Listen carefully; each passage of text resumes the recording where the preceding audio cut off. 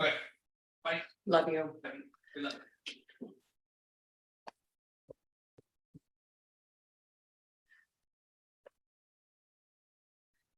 So is this going through Facebook as well, or?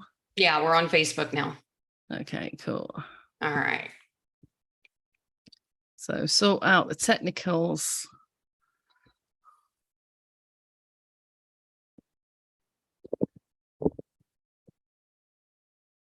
Okay. We are here, Mel, and we are live on Facebook, pointing towards our YouTube video. Okay, I can't see it live yet. Is it loading? Go live. Only this time.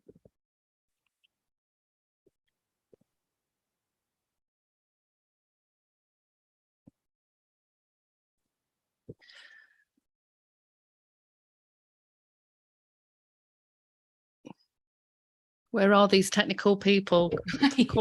calling Jay Gabby. Help. Help. Come along, Jay Gabby, on a Sunday.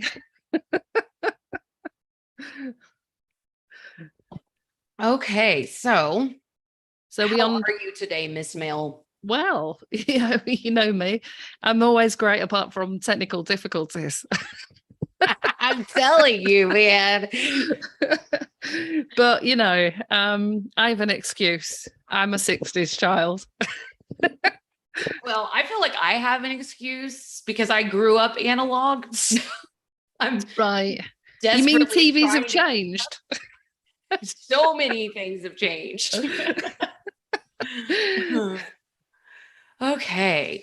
So another live webinar.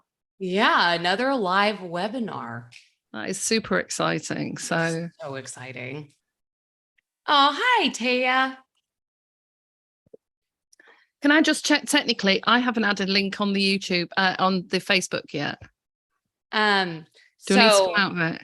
I cannot. Okay. Hi, Taya. So anybody that's watching right now, I just want you to know that we have a stream going from Facebook to this YouTube because we couldn't figure out how to get people in. I couldn't figure out how to add Mel to it. It wasn't letting me. Cool. So at this point, we are trying to go ahead and get us started so that this is less confusing for our technically challenged selves. So we're getting there. We're nearly there. We're nearly there. We're nearly there. We're very excited to start this today. We are not going to make everybody wait the way last time.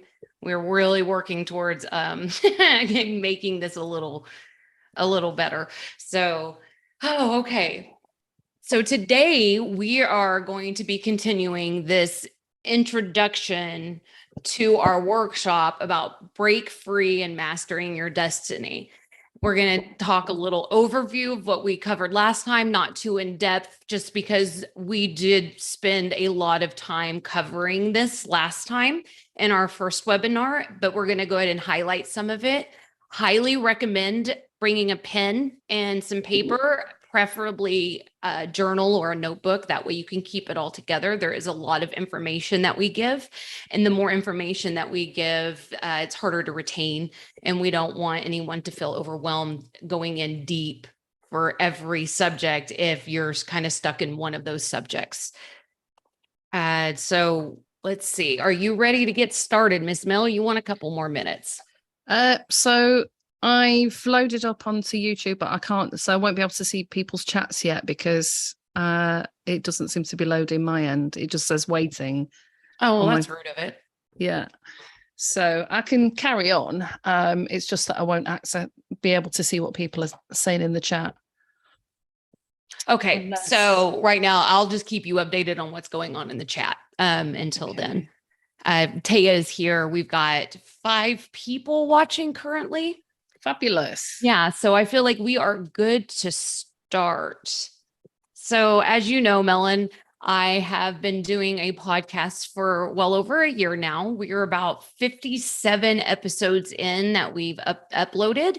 Okay. And we are here as 2 worlds melding into one. We are creating a bridge work from psychology to spirituality. and how if we harness both of them, we can really garner this type of experience that is self-driven and healed in the process. So this is what we call bridging spirituality and psychology 101. So this is understanding the basics of breaking free and mastering our destiny. So the webinar is going to be held in 3 parts today. We're going to be introducing what we're doing. We're going to be exploring some of the options, and then we're going to be handing over some tools and practical ways to apply these tools.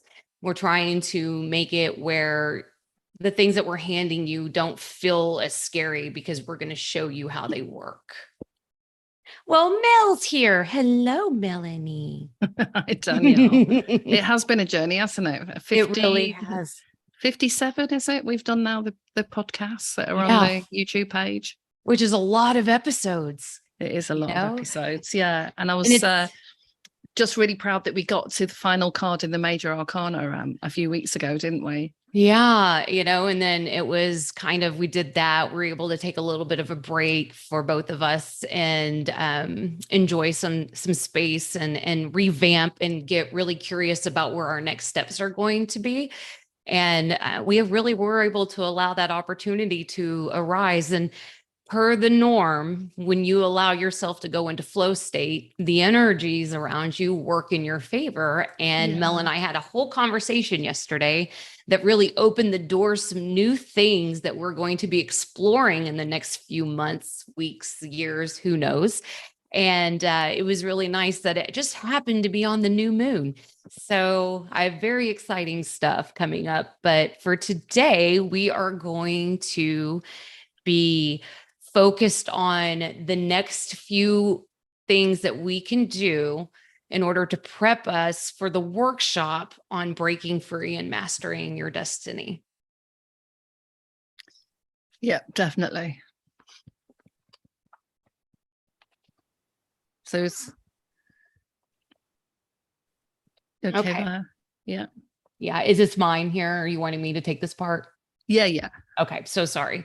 All right. So as Mel said, it's, to me a few times before, this is where we start to really start to grab life by the horns. We no longer let life kind of move us around. We stand still and we say, no, we're going to do it by my rules. Obviously, there's laws that have to be followed within the universe, but this is a really great way for us to take over and take the horns, and say, I'm going to do it this way. In the tarot series, this would be the Chariot. So we're going to start making some steps, simple tools and models in psychology and spirituality that we can use at home. This is an intro into acceptance and beingness. Again, one of my favorite sayings is, we are not humans doing, we are humans being.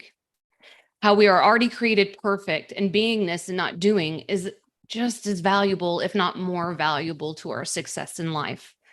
Key tools used in psychology, coaching, and spirituality, and the crossover between them that are all designed to help you understand yourself more, what past features haunt you, and how you can do a lot more for yourself without having the resources and finances to seek external help.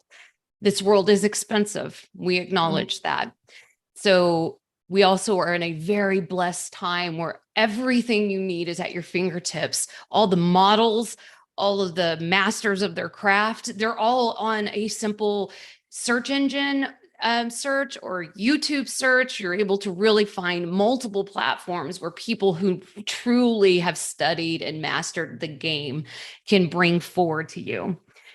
As much as what we explore can be simple steps, we cannot ignore for one moment that many of us have been deeply traumatized or living with someone who has been diagnosed with a mental health issue. We won't be exploring any of those labels in depth, but refer to them briefly, as there are people in the field that have spent their lifetime researching and exploring these areas. However, we want to be able to give an overview and brief exploration of the deeper issues in society that many of us experience. Trauma, its impact, and key people in the field that you can explore further. Trauma underlies many of the current mental health issues. I have a saying that goes, if you're over the age of 3 and you're alive in this world, you have experienced a form of trauma. Mm. So when you have trauma and it starts to create your system of functioning, we have to start getting back to that step one again, to that baseline, to that core. And when we are trauma fueled, it just puts a different lens on the world. Mm.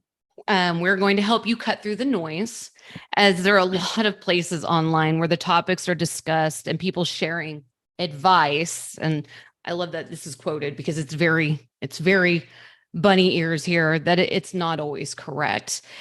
We want you to access the right information and find the nuggets that will be of value to you and where you are right now, not where you were 5 months ago, not where you are a year from now. In the field of writing and podcasting, key figures and researchers sharing the latest and best ideas and outcomes on some of the deeper challenges that many of us face. Of course, we want to connect with people who are really understand these issues on a deep level, have researched and also found their way. Mel and I have this thing that her and I have discussed time and again, which is we walk our talk. We teach the things we've walked through. We've learned from the people that you can really discern has had to walk through their own fire to reach this next side of it. There is such thing as spiritual abuse. I've really experienced it myself with some of the spiritual notions that have happened. I know that there's even been some issues that I've had within therapy, that there was some psychological damage done to me based on the way that they approached a situation or simply batted me away, and the feelings that I were having weren't valid. And that was even inside of therapy. So this is literally all around us all the time. And when you are trying to fight back on that you matter, these type of experiences can really hold you back, hold you down, or put you into a reverse action. I think on that really key point, Danielle, there are a lot of therapists out there. The training isn't exactly the same. And also, it's really tough. I've worked in the field of psychotherapy and psychology for over 20 years. And, the helping profession comes with a range of professionals. We all walk through our own journeys. And it's not always easy to work with people, just like any personal, intimate family relationships. They will evoke certain experiences, and it's usually a heavily supervised profession, but people can go to therapy and either be matched up with the wrong person, or the therapist isn't actually able to hear and connect with what's really being said. And it's not necessarily a reflection on the person going for the therapy, because really when you train as a therapist, it's our responsibility to really do some work to understand what might be happening in those moments, because the client is coming in a state of distress, overwhelm, confusion, or just wanting some more understanding of some of the issues that they're facing in their life. Right. So if anybody has had that experience where they've gone to one person, don't let it put you off, because there are some, I've come into contact with some brilliant people, really humble, really well read, but also really well experienced, and it can be a journey. But what we support really is enabling people to connect with some really good tools, and some, whether that is self-help stuff, the spiritual stuff, psychology stuff, that can help them really connect and find that authentic, sovereign way of being, so that they're able to start discerning what's right for them. And that is what we keep every podcast, every webinar that we do. It really is about going back to self and working out what feels right for you. And if you're not sure, that's the work to discern. Yeah, I love that. That's perfectly said, because the reality is I know what works for me, and Mel knows what works for her, but I can't tell Mel how to walk her journey. All we can do is make suggestions and hand over some tools that have worked for us. and then not be married or attached to how that person chooses to take those tools. We are here simply, Mel and I together, simply here to hand over our knowledge, our suggestions, so that you may pick from this plethora, this beautiful box of gifts that we're handing over, and decide what works for you. And if none of them work for you, maybe it's just the listening that works for you, and finally feeling like you're in an environment where it's okay to be sad or angry or not okay. And all of these things are part of the human experience. And, we've really worked, Mel and I have really worked hard towards realizing that this is not happy-go-lucky, and we are not chasing happy. We're chasing something that looks more like satisfaction. And satisfaction isn't one line across the board. Satisfaction has some highs and some lows. So we are going to be handing over, just like last time, some links to writers and podcasters who are in the field of trauma and whose information helps us understand trauma and psychopathology, such as personality disorder, narcissism, psychopathology, sociopathology, as many people find themselves in relationships and come out of them very scarred. Some simple tools will be explored and explained, and have a journal so you can capture the information. We will explore more about systems to create and how to use journaling and why it can be such a valuable tool later. Each webinar, we look at some of the emerging research, books that can be of value, podcasts that are enlightening to help you on your own trail to happier, healthier, and more peaceful you. We will also explore in depth some of the main topics featured in each webinar or podcast that we do. And as Gabbi stated recently in a podcast with Lewis Howes, life has created me, and now I get to create my own life. That's beautiful, isn't it? That's beautiful. I heard that the other day, and I thought, I love that. I love that comment. It's great. Yeah. And I think going back to that key aspect of as much as there is a lot of information out there, there are some systems that have been proven with a lot of people to support you. And we're going to go through those in a little bit of depth in this workshop, because the process of writing things down has been proved in research that typing doesn't have the same impact as enabling the mind to release the contents at the forefront of your mind, so that you can then start to allow the creative process. And that creative process can be, you're designing and fixing laptops, you're painting, you're fixing cars, and you're trying to problem solve, or you're meditating. But if you only carry things at the forefront of your mind and keep regurgitating that, it doesn't allow that process. That's why I'm really heavy. And I've even got a workbook, which I will bring up next time, which is all about journaling and how you can use it. It's also, and I'll go into more depth about that, but it's just really important to help yourself just tune in and go, what is it I need right now? Sometimes if you're overwhelmed, you say, what do I need right now? What do I need today? So Gabbi Mate has just recently released a book, and I'll go into that a little bit more in detail later. But in terms of Danielle, we talk a lot in our podcast, don't we, about the different tools and that we've applied, and the different theories we've taken on. You've done the same thing. I've done it over the years. I've been to a lot of workshops. I've done a lot of training, and all of those have some ways of applying that in everyday life. So you can get swamped and overwhelmed with all of this information. Yes. But what we really wanted to reiterate as well, and we'll go again into that in more detail as we go on today, is it's really important to just really start with accepting who you are. Yeah. So there is a lot of information out there, but within the spiritual circles, there is this idea that you can keep going from one workshop to the next, and you just keep taking on this information. But you get home and you put your candle or your incense on the side, and that's as far as you go in carrying out any of those things in your day-to-day life in terms of practical application, but it is important to accept exactly where you are, that where you are may just be okay. You may be having some good times and a couple of rough days, and it may be that you're just curious, and so you want to listen in. And sometimes that curiosity is what leads you to the next breadcrumb, you know, the next experience, the next insight.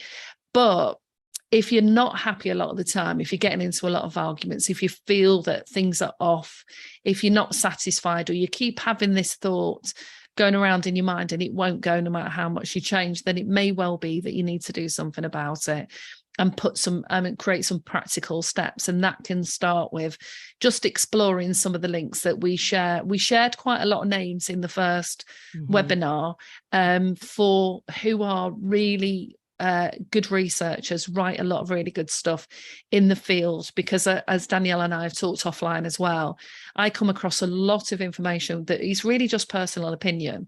And it's fine to have personal opinion if you want to chat to your mates, but you also need to work out what's the right information for you. And then some studies actually, you know, have really gone in depth, and there's some areas like mindfulness and meditation that's been researched for at least over 10 years. And so they keep getting, you know, the same results. And so we're able to say, most likely, if you practice X, you know, you're going to start seeing some results over a period of time. But, you know, as we've said, it's not the same thing isn't right for everybody. So that takes us into our radical acceptance, either therapy or approaches, or radical compassion. And we're going to talk about that as the key topic today. There will be some people that, you know, no matter what changes they try and make or things that they try and implement, find it's really difficult and they get derailed from time to time. And certainly in the field that I work in, we've seen a massive increase in the last 5 years about adverse childhood experiences and how that impacts adult health and mental health. So we know that in the NHS in the UK, a lot of long-term conditions that adults face, diabetes, heart conditions, migraines, psychosomatic issues, ME, fatigue, all of those things are often linked with some earlier childhood experiences. We certainly know that the research around adverse childhood experiences came from a professor working out in America in public health that was working with people who were obese, and when they were doing support groups, they realized that as they, you know, were starting to lose more weight and were starting to get in touch with these earlier issues that they'd buried, because food was one of the ways that they were coping with that. And that's come out in other work that's been done.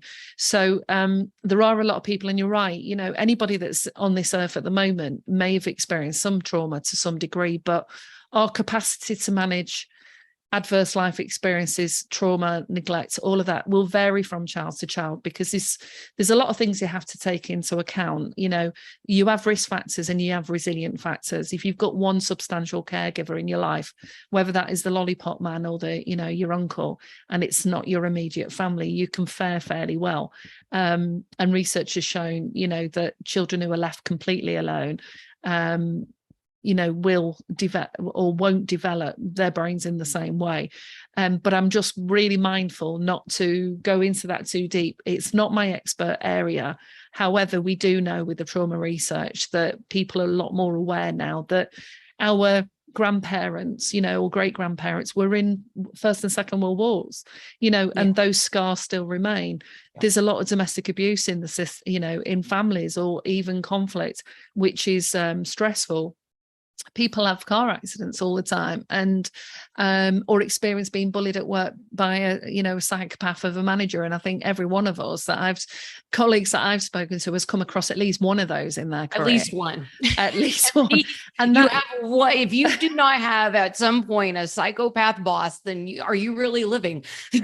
Yeah, and if you want to sort of explore that on a deeper level, Jordan Peterson goes into that really well, because some of the key traits in sort of narcissism and that psychopathology is what we actually sort of revere almost in Western culture, that, you know, makes you successful. And some of the things that you've got to put in place to be successful can be, you know, walking across everybody else in order to reach your own goal. And it's not altruistic, but that's a whole different area. But we wanted to just flag up that there is a lot of people that have experienced some level of trauma and may even suspect that they've got some kind of diagnosis. Now, we've got to be careful with any personal diagnosis, because as a lot of therapists know, that when you're on training, every time you learn deeply about any kind of diagnostic category in mental health, you will start to recognize aspects of yourself. It doesn't mean to say that you are, you know, that you're narcissistic, got personality disorder,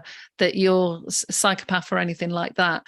You know, it goes much deeper than that. But to help you understand, it usually means the amount of time that something's been impacting you, how it impacts your life, and that you've got a cluster of symptoms. But even if you listen to the experts, who there's quite a few good ones now on YouTube, they will say that it's really difficult even for very trained professionals in that field, because our understanding of the psyche and psychopathology has really changed over the years.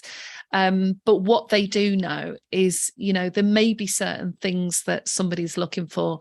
Now, if you want to get a diagnosis or not, that's your own, you know, personal ideas. I've worked in the field of ADHD and ASD as well, and that can be highly valuable for a lot of individuals to have that, because they will realize that they weren't different or unique. They just, you know, they were experiencing life and possibly have a way that their brain works in a different way. And that's what we're learning, that things aren't necessarily a mental health issue. It's just the brain's wiring, or the way that we are will you know, impact the way that we evolve and develop. So it's important just to sort of flag that up. What can happen is that even no matter what you implement, you can sometimes just feel like you're having Groundhog Day, or you're going back to zero. You know, there's a game, I don't know if you have it in the US, like Snakes and Ladders, you know, and sometimes you travel up the numbers and up the ladders, can feel like you're actually getting to the goal. And you know, time after time, you can either be hit by external events, or it's the internal world that is shattering the possibility of you remaining there. And that's why sometimes it's useful to get some really good help, to have a look at, are we, you know, we self-sabotage, and have we got baggage from the past that is really influencing what's going on with us now? So that's why it's worth journaling, because if you do seek some help, you can write down your dreams, you can write down any sort of pervasive thoughts that you keep getting, you can write down where you have blips and flashes, as well as where it goes well. And that's how you start the healing journey of self-care, because unfortunately in the Western culture, we've sort of trained people, pretty much brainwashed them to believe that the only people that know anything about you is the doctor or the physician. Yeah. And unfortunately, we're at a time in history where those physicians and doctors cost a lot of money, and really don't know as much about the human body, and totally isolate the idea of us being a spiritual being, which doesn't work for a lot of us. So this is Danielle's and I's really attempt at opening up the psychology and spirituality to a much wider way of thinking.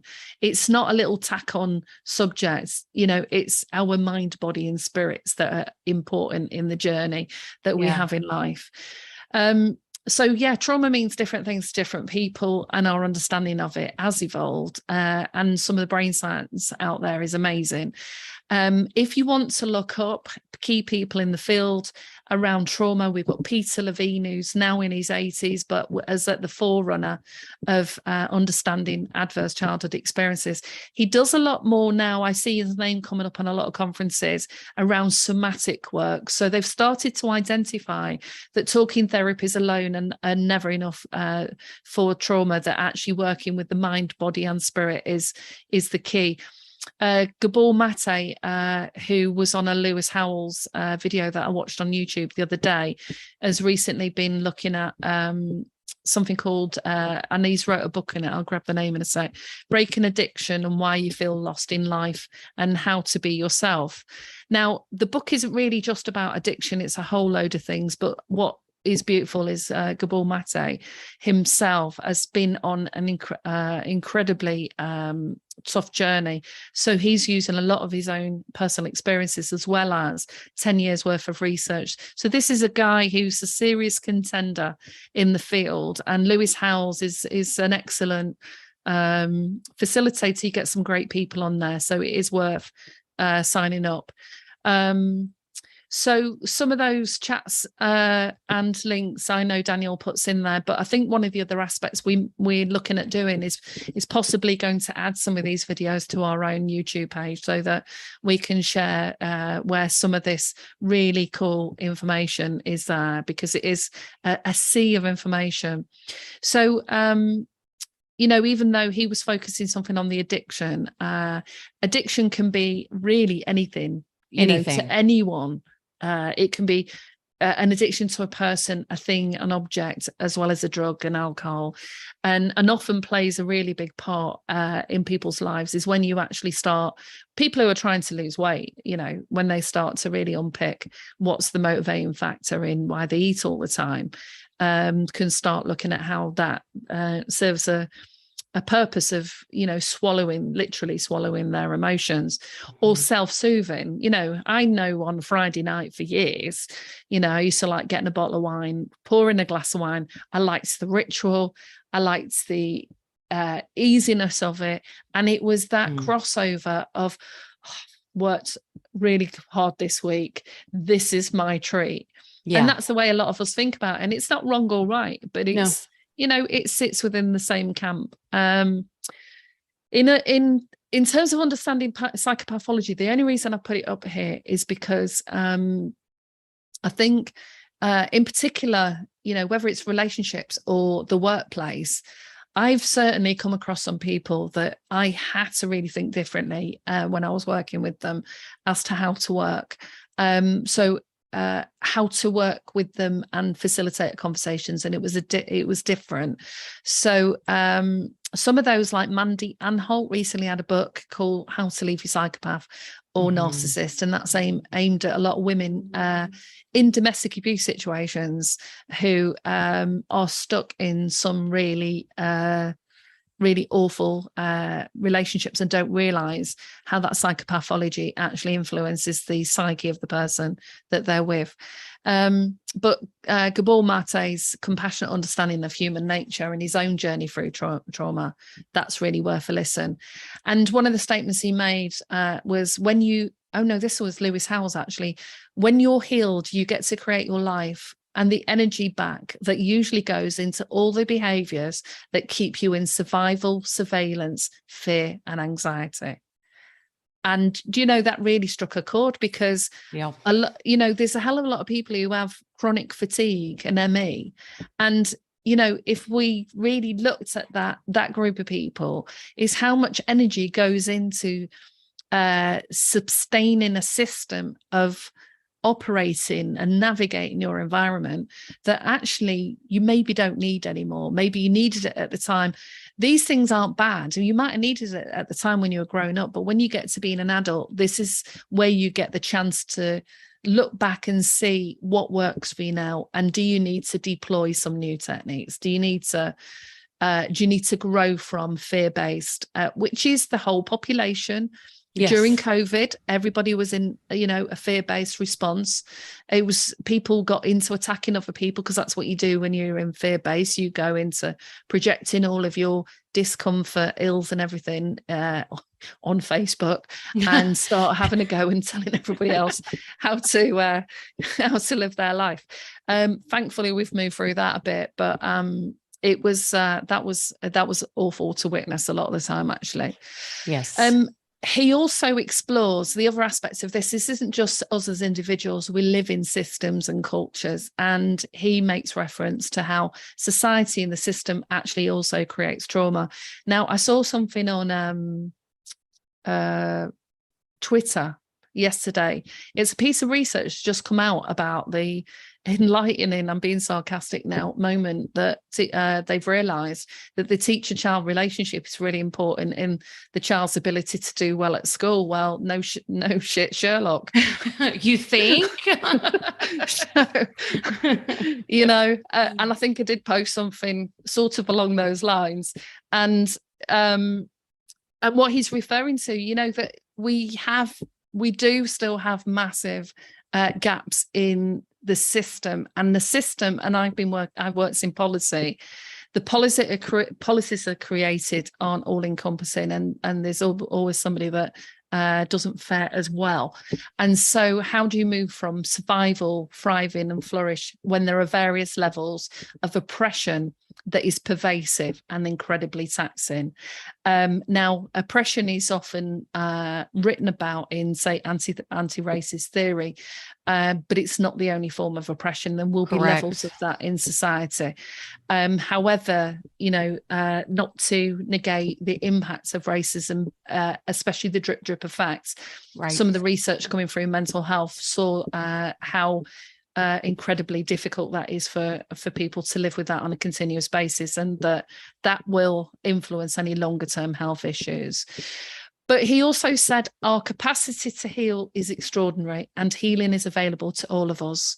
Mm-hmm. And again, I thought that was beautiful. And both of us are in the healing field as well. And our understanding of how we can utilize, whether that's spiritual healing, Reiki, or the healing arts like, Tai Chi, Qigong, quantum touch, all of those, sound healing. Yeah, I was going to say sound healing for sure. Yeah. And the research, I think actually I've been going to sound healing over the last few months. Absolutely love crystal bowls and Himalayan bowls. And the research about the influence that has on the body for healing is coming out and is very strong. And it's even being used in some of the NHS settings. So our idea that these are a little bit weird and wacky and out there, aren't, the research is showing otherwise. So well, at one point, the theory of in quantum entanglement was for the woo-woo spiritual group, right? Until they started proving that, this is why I am a firm believer in the 7 hermetic principles, because the further we get into the scientific exploration, the more we're starting to see proof of everything that the spiritualists have known all along. Yes. So yes, yeah. And you're, I think, going to do a podcast or one of the webinars and explore that, aren't you? Yeah. I actually think that we can break that series down into, I always tell people the Hermetic Principles is not an easy read. It's not a reader. It's really a study guide for the most part. And so there is a ton of information out there that breaks it down into what it looks like in day-to-day experiences. As Mel was talking about earlier, the law of polarity really would fit in these clusters of, say, narcissism. Like maybe you hold a lot of these personality types or this type of things, but it doesn't make you a narcissist. Yeah. What it makes you is capable of being a narcissist, which we all are. The law of polarity will explain that to you. Yeah. And, just like everybody has the ability of being an empath. It's just the choices that we make every day kind of lead you down one side or the other side. And at what point does it become empathic and what point does it become narcissistic? So that's kind of how that one of my favorite ones is the law of polarity in this dual world that we live in. Yeah. And you were just reminding me of a book I read years ago, because Stephen, what's his name? So Ali G's brother, basically, who is an actor and did a series, and I can't remember the name of the films now. Someone may type that in a minute. His brother, Stephen, is a clinical psychologist, and his focus has been researching autism for years. And he wrote a book called The Empathy Quotient, which really was the starting process of demarcating the difference between where you are on the spectrum if you have autism and a psychopath. And the key difference is a classic. And I say classic if they've met the criteria. Psychopaths don't have empathy, whereas people with autism do. It may just be that it's different. And a lot of people in the helping field are high on the empathy scale, and there are people who get much lower on the empathy scale. So empathy is in different doses. But that's one of the traits of the classic narcissist, in terms of if they fit the clinical profile, there will be no empathy. Or maybe a teeny weeny bit. Yeah. Correct. Yeah. So, and we live in a society where we have TikTok diagnoses and, and so we have to be really careful there, unless you are in this field of study and that is your specific field of study. We do not have the authority to decide who's a narcissist. This is why I've been very clear when I say I am not diagnosing. I am saying that there is traits that are going on that match the traits of narcissism, empathic, things like that, because we can fit a lot of the stereotype, but most of us do have that choice. It's a very rare diagnosis and, for the population. And that's just because we all hold the traits, but very few of us actually lack the ability to hold empathy for another. We might have worked our way into believing we can't have empathy. However, for the most part, it is not. That is just not the case. So unless, so we'll have to be very careful when giving diagnoses. It's not necessarily the truth. I just want to point that out. So and try not diagnose anybody that because that's just always a mistake. But yes, I was just looking up on YouTube who is really good at explaining all the very subtle differences. Dr. Ramani, Ramani. And she's got a whole load of stuff on YouTube that's free, looking at the characteristics, traits, top questions to ask. There's some really good stuff on there. And she was really being able to pinpoint the differences between some of those overlapping diagnoses. However, this isn't a webinar or podcast on any of those things, because that is not my field of expertise at all. So we can talk at the depth that we know, and without the major studying that has to go behind a lot of this, it's huge. We have our fields of study. Mel and I have our field of study, and then we just bridge those fields of study together. And then we allow the others who have mastered that course to take the reins on that. And we just hand over the information from what we've learned and then hand you that person that has done that studying. I think the key aspect is if you're experiencing difficulties with somebody else and it's unfathomable, it can be that there's something else going on that means that, whatever attempts you make, as I talked about with, a manager and work colleagues, whatever attempts I made, the strategies that I had didn't work.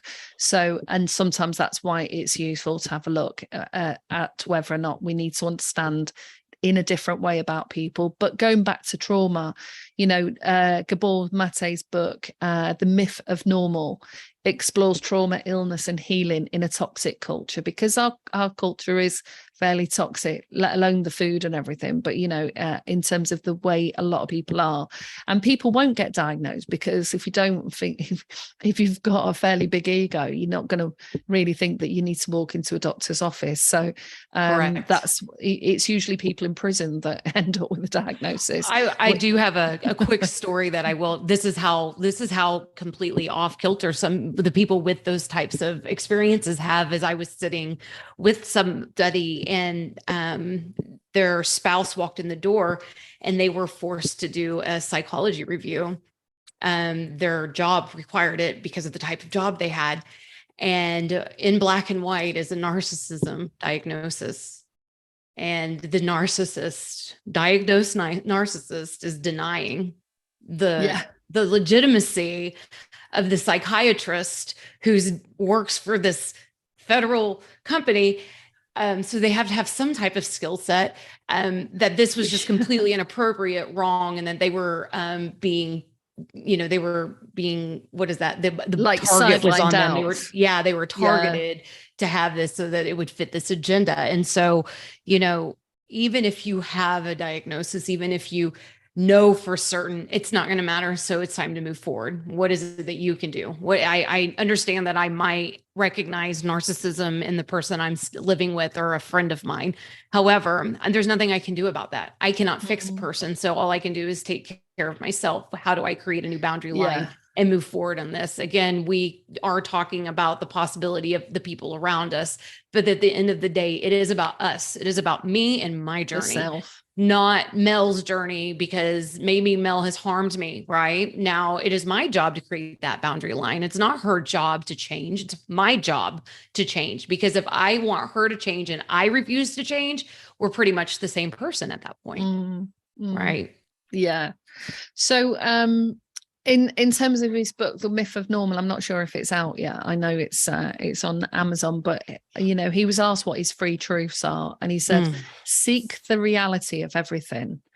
So if you feel like your reality is being distorted, you certainly got to start checking that out. Don't run away from your pain. And I think this, it may seem like a very simple sort of statement, but that was the way that many of us grow up, that you didn't, you didn't have your pain acknowledged and validated, and you just got on with it. And it's all worth it. Going through suffering can sometimes be, it is worth it, because it's actually worth being alive. And I think the key word there is alive and thriving, because if you're in pain and you're repressing it, you're ignoring it, or there's all sorts of factors like shame and humiliation and all the deeper aspects of, things that really you might only take to a therapist because it's very hard to talk about. Well, that all takes energy to do that, and that will have an impact on your health. So when you start to let that stuff go, it can be really incredibly surprising as to how you can start to experience life in a new way. You can turn from black and white to color, or you can just, get a level of contrast you've not seen before. Correct. So, a couple of other people in the field, and I did some work and followed some of their research. Bruce Perry, I think he works in New York. He's got a book called What Happens to You, and he works a lot with families that were known to social services.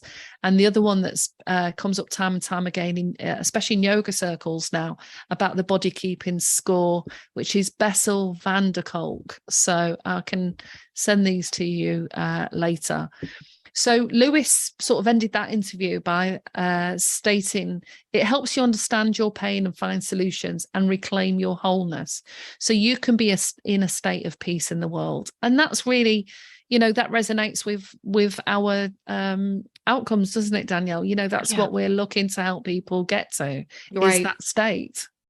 Exactly. Because if you are in this survival mindset and you are really deep inside of your trauma, the world looks so different.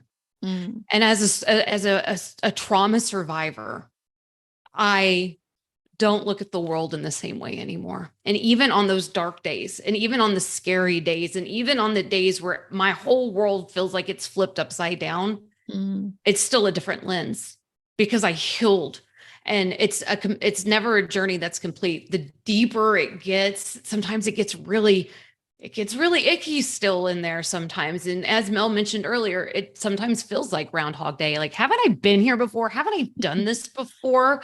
But if you take on the aspect of journaling or keeping track of it, you can look at that, like the timeline that we taught you last time. You can look back at it and say, yes, I might have been in this part of the spiral before, but look at all these tools I've acquired since then. So maybe it is the same type of lesson at a deeper level. However, I get to approach it differently. I get to acknowledge it differently, and I get to be curious about it instead of scared of it. Yeah. And so it really does. It means a lot to start healing yourself and healing through those traumas. So that's one of the reasons that we wanted to put together, we have put together a range of workshops, because, part of what works in therapy is creating a safe space for people. So it's not necessarily you need to do group therapy, and there are lots of groups out there, but it's creating a safe space so that people can share some of those insights and understandings, or even just learn how to use those tools well and use them in different ways. Because you can either get caught, if you're a perfectionist of trying to perfect the actions, or if you're somebody that gives up easy because you haven't been encouraged to break through the, almost like the I always get that idea of a runner, when they get to that last 20 miles or something, and you have to break through, don't you? Have to break through that last bit to get to that. So we've got the workshop that is informing this webinar around, and we'll get some dates for that later on in the autumn. Break Free and Master Your Destiny, which is an accumulation of various tools, but it goes in deeper, and it's aimed at creating a really nice trustful group where people can share, and it's not live, so you're not exposing yourself. Exactly. And you're going to have the more one-on-one with Mel and I, who have really practiced and worked one-on-one with individuals on our way up to this point. And we can really get some breakthrough moments for people that otherwise in these webinars we can't do, as it's for the general public. And we respect people's boundaries and what it is that they're comfortable with doing. And it's hard to be comfortable knowing that there's a potential of thousands to millions of people eventually seeing this. And that becomes, a little less open and a little more reserved. So yes. Yeah, exactly. And, there's a workshop about trauma and beyond. So again, it's not that we're going to really examine that, but we're going to examine what it means individually for people, what that means to them, and what they've applied so far, what works, and how they can move beyond that.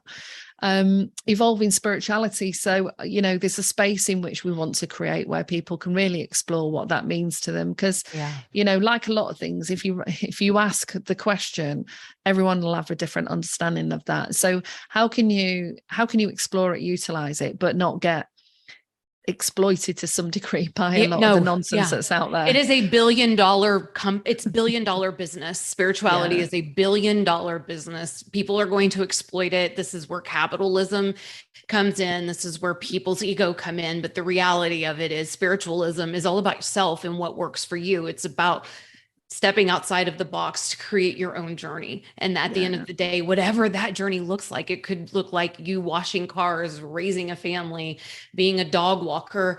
It could look like a guru. It can look like just about anything. There's not a limit. And that's the beauty of spirituality in this life path. Yeah. And sadly, the field of yoga has had several people who've been raised up to guru status, because, one of the dangers is that you put all your trust and think that person is all knowing and all being, but, we're all human and everybody's got an ego, and people come into those situations for all sorts of reasons. So it's even more important to be discerning in those environments. Right. And there are a lot more yoga teachers now who have become yoga informed and be more aware of how we interact with people on a very intimate level when we're teaching yoga. You get enough people abused inside of a system that will start counterbalancing for us. And that's just how it works. So I like to see that people, and I will say this, one of the first lessons I learned was everyone has an agenda. Let's just be aware consciously of ours. Mel and I have an agenda. I have my own agenda. Mel has an agenda, and together we have an agenda. We're just very consciously aware of what that agenda is, so that we don't skew the lines between what that agenda looks like and our ego coming forward and deciding what that agenda is now going to be. So be very aware, and this falls in discernment. Be aware not only of your agenda, be aware that everybody else has an agenda. It's not for paranoia. This is for us to be consciously aware. And the more consciously we're aware of our path and the things that are going to come along our path, the easier it is to discern, trust, create boundaries, do all of the things that we need to do to be successful in this world. Yeah. So I think I'm handing over to you. That just gives us an idea of kind of what underlies some of the ways that people can move forward in their life, but sometimes some of the things that can trip them up as some of the issues that either they need to face or that's coming up for them now. We certainly know when we've looked at the moons, the new moon, the full moon series, when we've been doing those podcasts, that there are particular points in time where we are influenced by the planetary activities will influence our star sign in a particular way, even in a very general level, just as we're influenced by the electromagnetic field and all the pulses coming from all the gadgets that we have. That's correct. It influences our beingness just the same as we walk in a room. And if there's loads of antagonistic people, we're going to really struggle to feel all loving and warm, Right. And that might be a highly evolved path, but we're going to feel it. And so it's being aware of that. It's being aware of anything can influence us at any stage, and that really emotions are transitionary. The issues that sometimes we get really caught into when you look at them in the light of day, or you've passed through an emotional storm, then you can start to kind of wonder if, and you can get to the place of, is that a storm I always want to be a part of? Some people like to seek drama. Some people love the rucks and the conflicts, and they do, because then what I've learned, and I've surrounded myself with a lot of bad people for a very long time. And I guess bad's not the correct word. A lot of people that were just not aware of self or wanted to create the drama to avoid becoming aware of self. I have a friend that her and I speak, and we talk about the queen of the slums. And the reason we use that phrase is because the drama is created because when things get too tough to look in the mirror, if you create the distraction around you and the people play their roles in that distraction, then you never have to face your own mirror. You never have to face your own shadow. So people that create those types of dramas, stay away from. Number one, be aware that they're creating those dramas, and just acknowledge that you don't have to play the role. You choose your role. You don't have to play their role that they've assigned to you. Yeah, if you want to play the role and have that facilitated in a really professional way, go to group therapy. Yeah. If you want to be involved in drama, go to drama school, and get paid for it. Stay out of the drama triangle. It doesn't work for anybody. Okay. Which is where, if you want to save the world, realize that, that's just another ego thing. But that's all conversations in different topics, isn't it? Yes. Okay, guys. So after this ends, you are going to see our first webinar pop up for us. I've learned new things since our first webinar, so I was able to attach that to it. So whenever you guys are finished with this and you would like a review or a revamp, it also has timestamps on it so that you can easily get to where you're going. This will have timestamps once it is uploaded fully. I'll come back in and make sure timestamps are correct on it. So it's just an overview of, again, I'm not going to get too far into it. We really went into detail this last time. So it's just some journaling timeline work. It also covers a cycle of change, well-being will, or also known as the coaching will. And it allows you to kind of start putting an understanding to some psychological terms that could feel far out of reach. We also have a meditation that is on there that on the feedback, people really enjoyed having the grounding feeling of that meditation. So that's timestamped as well for you. Anything that you want to use, it is there. You're going to have the names that we listed in the live. So, let's see. Oh, Mel, can I ask you to put your website in the comment section and pin it to the top for me? Mel has been really working hard before her and I even met, years and years of cultivating a community, cultivating understanding, trying to get different pieces between psychology and spirituality and up and out there for others to watch, see. And, she's got some blogs about it. She's got a few Facebook pages that are aimed at different techniques. And then she's also got her website. So absolutely, I recommend getting on there. So this week we are going to continue with Spirituality and Psychology 101, where we continue to explore what breaking free and designing or mastering our destiny actually means. So we're talking about breaking free from the things that hold us back. And one of my favorite lessons I've ever learned in this was the lesson of Ganesh. And if you don't know who Ganesh is, I recommend looking him up. He's an elephant god, and he helps you clear any obstacles in your path. And one of my favorite stories is, for whatever reason, I felt the need to take my statue of Ganesh and move it to my bathroom. And I was like, okay, that's weird, but I'll put it right in front of my mirror. And I did. And my toilet faces my mirror, and I'm sitting down on the toilet, and I look up, and the first thought that comes, and this is like a day later, first thought that comes out of mind was, get out of your own way, Danielle.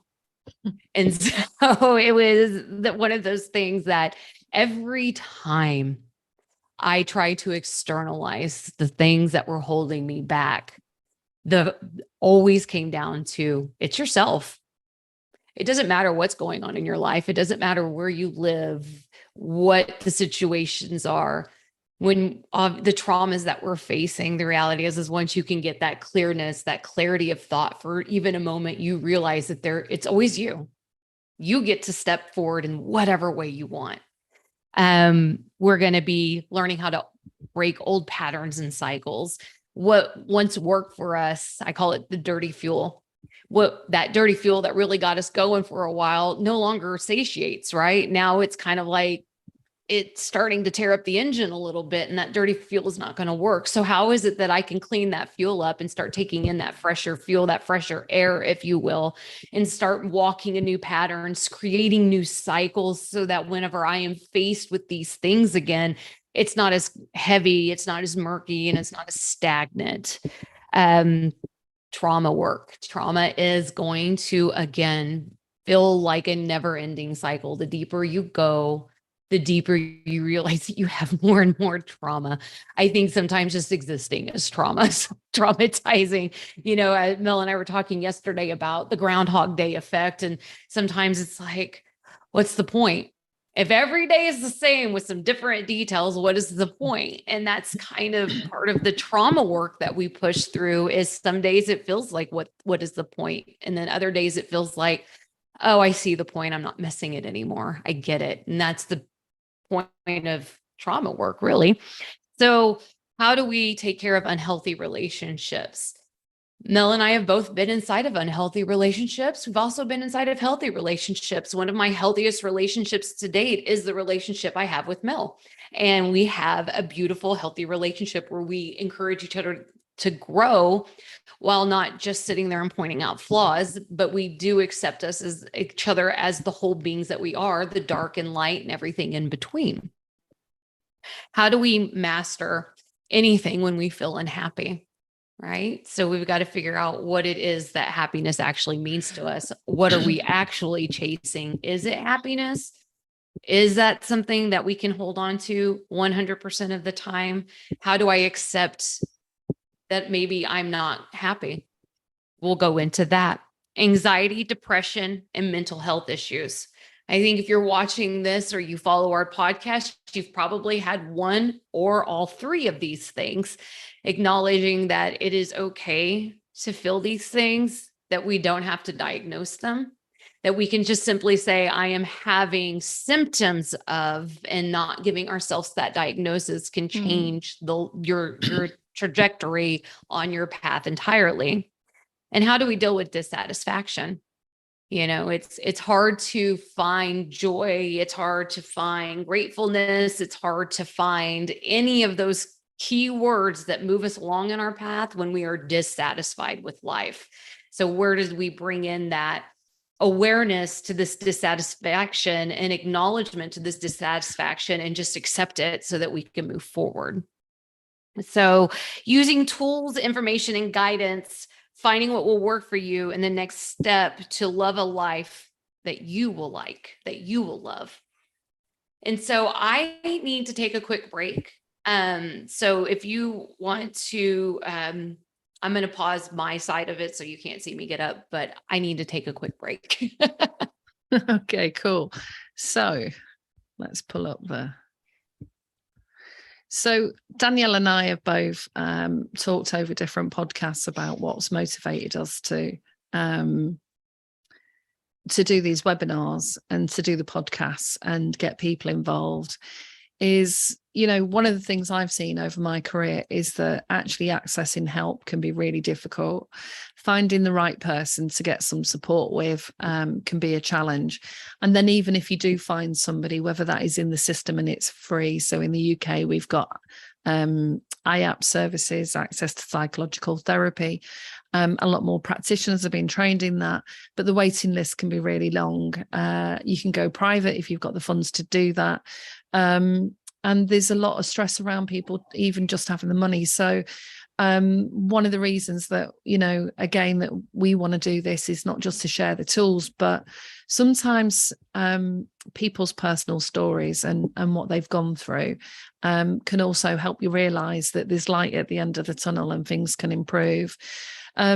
So on a previous introduction, if you've not tuned into that, both Danielle and I talked about sort of our early experiences, and experiences I'd had was one of the reasons I got into this field of work actually was because it wasn't what I originally trained to do. Was that, you know, I grew up in a family where my mum was depressed a lot, and she could either disappear like mentally and emotionally for days, and my dad wasn't around. I didn't really get to meet my dad until I was about 8, and then when I was about 16.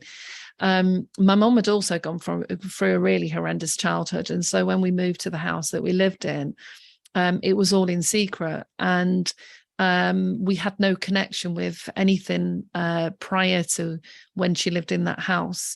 So everything about our family life was secret, and we weren't meant to share anything. So of course, you know, you might be going through the usual trials and tribulations as a child, but if you're told by your parents that you shouldn't share anything, and that's often done in families where, you know, there's some kind of abuse occurring, that it's a tremendous responsibility to share.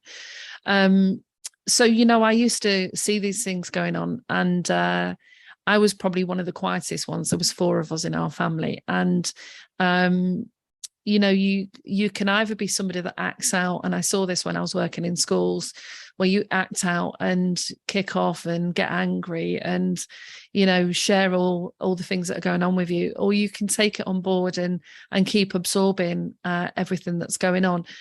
But I found that a lot of those experiences that I'd ignored and just sort of, you know, you just live the life that you live until you know different, came to the fore and proved difficult, and came to the forefront of my mind when I first got married and had my first child.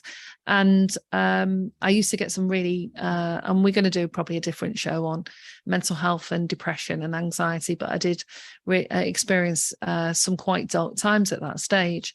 So I remember making a decision because I understood my family enough. And I think that's one of the things that help you move forward and grow, is I understood my family enough to know that the different aspects of what had gone, you know, about whether you've got a dad there or not, if there's alcoholism in the family, if you've got a mum who's a single parent and you're growing up with hardship and there's no money, you know, it doesn't take a rocket science to realize the impact that can have on the children in the family.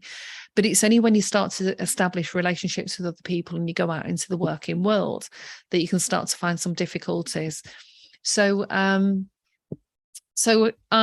remember getting to a stage after having my second son of thinking, right, I want to do some voluntary work and help some people. And I think the first role that I got, I was working in the Samaritans, and looking back, it was probably the opposite way around to how you want to start your life in psychology, really, because it was the heavy end, you know, people who were very distressed, who were suicidal or just really struggled to experience the overwhelm that they were feeling, and they were reaching out for help. And in that process, you know, a lot of people said to me, well, why don't you train as a therapist? And I was like, I don't know, because equally I didn't really, connect with school, and I stopped going to school at some stage. So academically, I wasn't doing too well. But I started on the journey and originally trained in psychotherapy and went on to do a lot of other training. But what that did is, I think this two sort of, or three aspects of when you get on the healing journey is you need to understand yourself, and you need to understand your own personality and your own experiences, and how those experiences helped you cope with the environment that you were in. And so I learned a lot about how those early experiences that I hadn't had a chance to talk about had impacted me. And just like we were talking about energy, and how you store that energy up and how you repress that.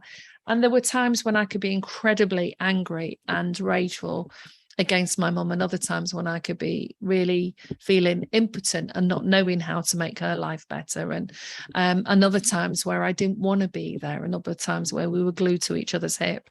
And so, there are lots of theories about all of those things in isolation. But my early work, once I trained, was going into schools, and I would see these two types of children: the children that couldn't cope with the distress and the pain that they were feeling, and they'd kick off. And I'd see other children who were shutting down, and they were the sort of two coping styles of dealing with what Margot Sunderland, who's an amazing person in her field, who really understands the nature of what is happening in childhood. And it's been a journey really of, I've read a lot of books, and I've done a lot of courses, and I've done a lot of spiritual workshops, and I enjoyed the process. But sometimes if you grow up in a family where and it's kind of classic, I think R.D. Laing in the 80s wrote a book about where children grow up in families where their experiences are dismissed and invalidated and not paid attention to, is what can happen is you do the same. So, you don't realize that it's normal to feel certain things. It's normal to feel happy, joy, as well as grief and anger and sadness. And the process of really starting to understand yourself can be quite a long journey. So those theories really started to help me understand myself, but also I was coming into contact with kids that I was working with that they were living in families to some degree, had some issues for themselves. And so, that was over 20 years ago. And all of those different theories and tools I've learned along the way were what supported me in that stage of my journey. And I think one of the difficulties is if you've got a professional role, is sometimes you can work in a system that's equally got its own complex mental health characters. So you're exposed to that, but you didn't necessarily get the support in that. So a lot of what I was experiencing, I was having to hide, but I didn't realize. And I think, Danielle, we've talked a lot about patterns and programs. I think it was only until about 10 years ago where I really started to understand what programming meant, and how we've all been programmed by society and in education, and we've been programmed to understand who are we as a woman, as a man, as a mother, as a sister, as a brother, working class, upper class. What are all these things? And you have to kind of unpack that. And there is an author at the moment who talks about that really eloquently, that we, in order to understand ourselves, we have to see all these things that we've taken on board and been influenced by, and how some of those things will still be pervasive. And you can get to, like what you're saying, you said, it can be Groundhog Day, is you can clear away all the dross, and you can learn all these different ideas about yourself, and you can get some tools. But you will keep revisiting places, because at some point you're going to really touch that deeper part of yourself where, where that sort of deeper pain lies, really. And that will come out in different phases when you get, if you get married, have children, or through your work. And it's at those places that it is useful to have some kind of tool that can help you. But there are different things that we need at different points in our life. So, when people in my family died, going to a grief therapist who was highly experienced in working with people in grief is very different and the right kind of approach than if something happens to your children and, you need a different type of therapy. And so it's quite a challenge to navigate, I think, the system as a human. And that journey of mine has been one that's just really propelled me really for all the work that I've done, whether it's in schools. I work with adults, work with children, and then I've worked with systems. So that's a sort of snapshot. And I think what we're covering today in a little while in terms of acceptance and commitment therapy is the kind of stage you can get to eventually where you realize that you're still going to feel stuff. You're still going to have things coming up. You're still going to feel this range of emotions. You never get to this place of nirvana or enlightenment and not feel that stuff anymore. So, that's what a kind of really key realization in terms of being human. And we're going to explore that more in a minute. But I need to pass to you because I've got this incredibly tickly cough, and I'd be interested to hear from you, Danielle. Got to mute it for a minute. Yeah. So I'm going to start pushing through. I'm noticing that we are a little over an hour in and have a lot to cover still. So for me, I grew up in a household that if you could pick the trauma or the form of abuse, I had it. It was a very violent home. I grew up with a home where I had a neglectful, I felt abandoned by my mother in an emotional sense. I was blamed for any type of violence that went my way. I was sexually abused. I was what most would consider the black sheep of the family, meaning that if there was going to be a punishment, it was directed at me. I had a lot of mental abuse through the bullying of my dad. He would kind of my brother's younger than me. We don't blame children. We are conditioned as children, and he would do things like pay my brother to help in the push towards making me feel like less than a human. There was a lot of the physical abuse was the most, but the mental and emotional abuse took probably the most toll on me. So as I became an adult and got out of the house, I lived in a very strict household. There was no boundaries. There was, if I created a boundary, it would have been trampled on. So I had no idea that boundaries could be respected or even created. And so when I graduated and immediately moved out of my house, because it was not a home anybody wanted to live in, I kind of spun out almost immediately. I didn't know what to do with all of this freedom. I didn't know how to create a life that was my own because I had been told how to live my life my entire life. So I had my first round of depression, like true depression, about 18 years of age. And from that point forward, being an intelligent human being, I knew that I needed to do something. So I began to see a therapist, and it really helped with the sexual abuse that I had faced. And but at the time, that being the biggest picture for me, I didn't know of all of these little more subtle energies that were moving through me and creating a conditioning on my life path that I was not aware of at all.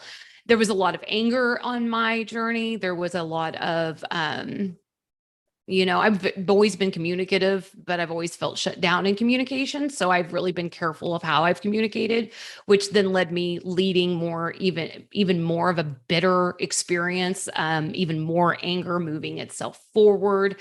So, as I became an adult, I got some therapeutic help. I thought, okay, here I am. This is the best it gets. And then I went through another round of depression. I actually faced adult bullying where there was some online things that were happening. It was very interesting as I look back at this in a hindsight, how much I actually allowed because of my trauma response to the world and not knowing that boundaries could exist. That rising above didn't mean accepting things for for the way people were, that I could literally not be a part of this and move forward and possibly not take in everything that people were saying about me or doing to me. So that created another really deep depression for me, where I began having suicidal thoughts. I started making plans. I started, what is that word when you start to romanticizing? I almost started romanticizing suicide. What's the point of this life kind of experience, and how beautiful it would be to end my life and start the next journey for myself. I just kicked my Facebook Live. And so with that being said, the final kind of blow for me was my mom passing away. And she, because of the family experience we've had, she was raising 3 children that didn't belong to her and had adopted them. And so when she passed, we took on these children.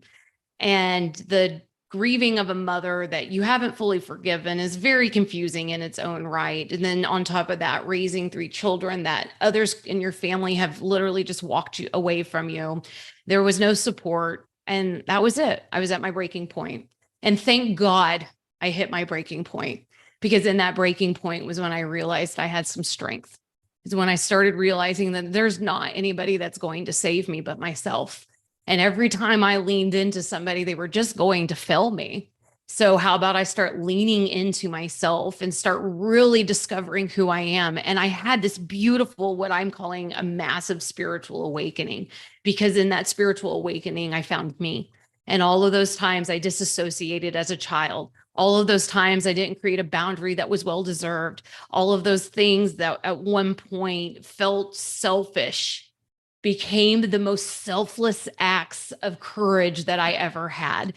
And without this journey of trauma, I would never have found my way to the purity of what can, when everything else in life fails you through psychotherapy, through, other people, relationships, it doesn't matter. You can insert whatever external thing it is, it's going to fail at some point. And all you have is self left. Is when the hope comes in.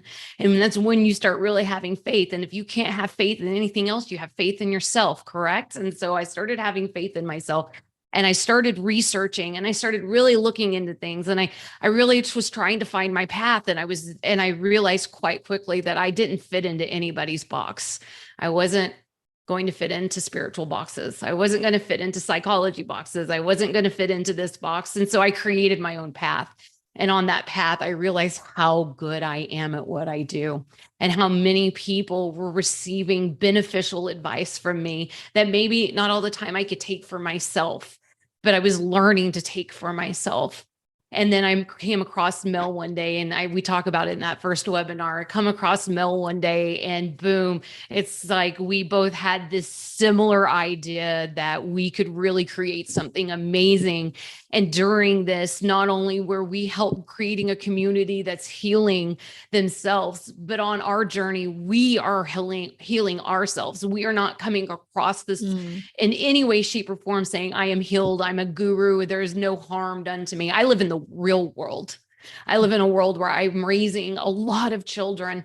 I am blossoming a career. I am creating a sacred union with my husband. I have friendships that I would never have had I continued being blind to the path, being blind to who I am and the power that I have, which is why empowerment for me is one of the biggest steps to take in our spiritual journey. Empower yourself, empower your life is a very valid statement in my world. So the reason that I am so passionate about what I'm doing is I have come down to the core of who I am. And I have been breaking myself free almost daily, creating new patterns, creating new cycles, recognizing the stagnation in the world, recognizing where I am part of the problem, recognizing where, like Mel said, ego lies.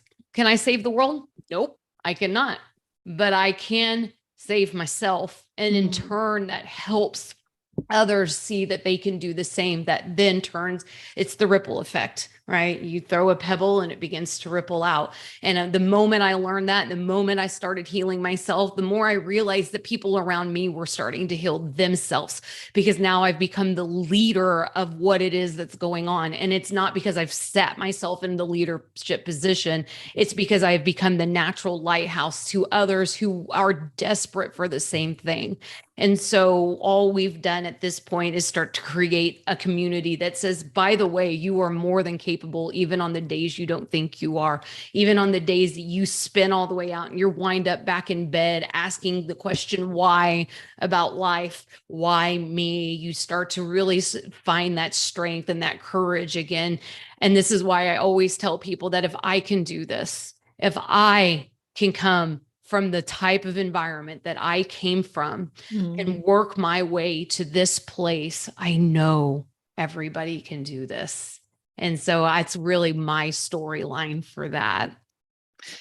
Thank you for that, Danielle. And I think the other aspects of this is sometimes, you know, you've cracked through so many aspects of your journey. And I know Danielle puts in the work, because the conversations that we have, you know, is that she really makes that effort to improve her life, but for the life of everyone else around her, the kids that she has and her husband and her friends. And part of the sort of realization and experiences we started to have last year as well is what we wanted to flag up is not only is it possible to break free from your past and understand how any traumatic issues you've experienced, whatever they are, you know, never let anyone else tell you whether they're good enough to classify as anything. Right. But you can move out of not just the anxiety, depression, the low mood, the physical, the mental health problems, but you can even start to experience life in a really beautiful, abundant, full way. And we did a few podcasts last year, didn't we, about happiness? And there was The Pursuit of Happiness Part 1 and 2, and they are in our podcast. It's under the podcast link on our YouTube page. They're really good, guys. They're just top notch. And this was where we were starting to notice not only what happens when you do the work and you have your rituals, and Danielle's going to explore that in a moment, your rituals and your routines and the things that you implement on a day-to-day. But you can actually start to harness things like the ideas around the law of attraction and how you can really start to experience joy, happiness, exhilaration in ways that you may never have done that. I mean, I didn't grow up in an environment where I could even explain to anybody what that felt like, because mine felt like flatlining. You know, mine was a flatlining, anger, depressed, anxious environment. And I was a very anxious kid. So these were all very new experiences for me when I started to experience them. And last year, I certainly felt that they were ramped up. And this year has probably, you know, I think since 2020, actually, even though it's been difficult for a lot of people, it's been probably, well, since 2019, some of the best years I've ever had. Right. And, you know, because you made the choice. Yeah. And that's really what it comes down to. And I know that sounds so arrogant, but at the end of the day, you began to choose you. You began to choose your bliss, your joy, your path in a much more conscientious way. And that you weren't playing what role was given to you. You decided to create your own role and move forward in that. And to watch Mel, this woman who I admire as a mentor, as a teacher, as a friend, as a confidant, grow in her own way has been awe-astounding. You know, you say that you've seen me put in the work, but there is to watch my earth friend, my Taurian friend, who is, you're the tortoise of the group, right? We can't help it. Our earth signs like to move slow. They need to understand it in a deeper way.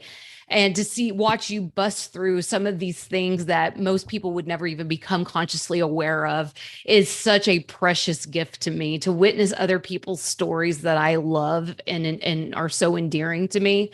Watching people like you break through and really take life, as we said at the beginning, by the horns is just, guys, this is why we're creating this community. So amazing. So I think you were going to share possibly some of the rituals or the importance of rituals. But the other aspect we talked about yesterday was part of breaking free is when you're moving out of that zone of all of the focus being on the past issues, and they can be all consuming and they can be pervasive, and you get all these thoughts, and maybe you're not sleeping properly, or you've got some anxiety, and even the smallest of challenges feel just too great. Is once you start, you've done some work on yourself and you've taken whatever it is that's enabled you to do that, you can start to transition. And so Danielle and I had a conversation about different ways that we start to experience transition, whether that is you've got social anxiety and your transition is out of your house to the shop. And believe me, there's a lot of women that came to our projects, experienced domestic abuse, that couldn't leave the house. You know, they didn't realize they had social anxiety. Or whether the transition is actually deciding you're going to go to a country that you've always wanted to, or that you're going to go for a job that you feel maybe a couple of, leagues out of where you're currently at. So we talked about trips actually can be some of the things that shift us out of our comfort zone, because when we can get a bit, and I do, I'm a Taurus and I do like safety and security. It's just part of our nature. And we can get quite comfortable in the new comfort that we create. And so it is important to give the brain just new stuff, really, so that you don't feel Groundhog Day, and to do things that are going to move you out your comfort zone.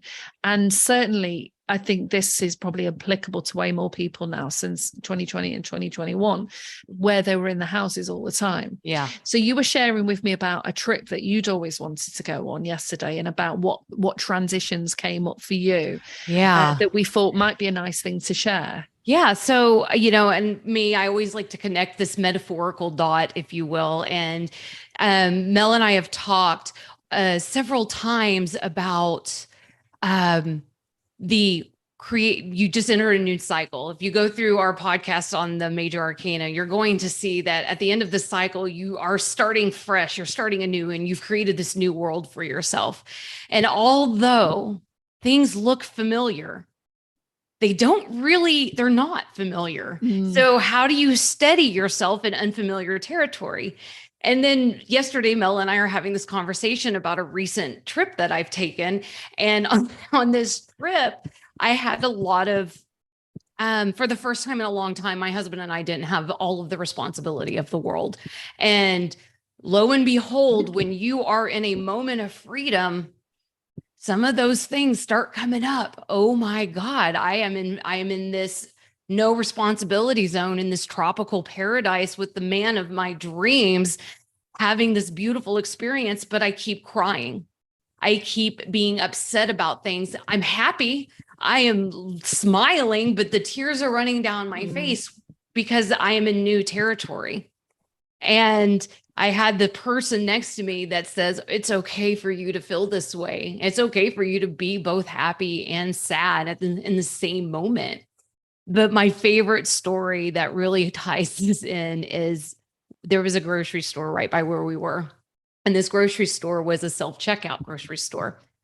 And my husband and I look at each other and we're like, oh, I don't feel comfortable doing self-checkout, because although every one of us has probably done a self-checkout before at our local grocery store, it's in our native language and our native coins, right? Whatever that is for you. And so it becomes almost a thoughtless act. But when you're in new territory, in a new country where you don't speak the language, where you don't understand the currency, that then becomes frightening. Now you're overwhelmed. What if I get up there and don't know what I'm doing, and I hold up the line and I can't get things paid because I can't understand the language, and people are becoming irritated because I've pulled up my Google Translate and it's not working properly because they don't have self-service right here very much. Now you understand the new territory. It looks familiar. I recognize that this is a grocery store. It has fruits and vegetables in it and all the things that I normally like. It's just in a different language I don't speak.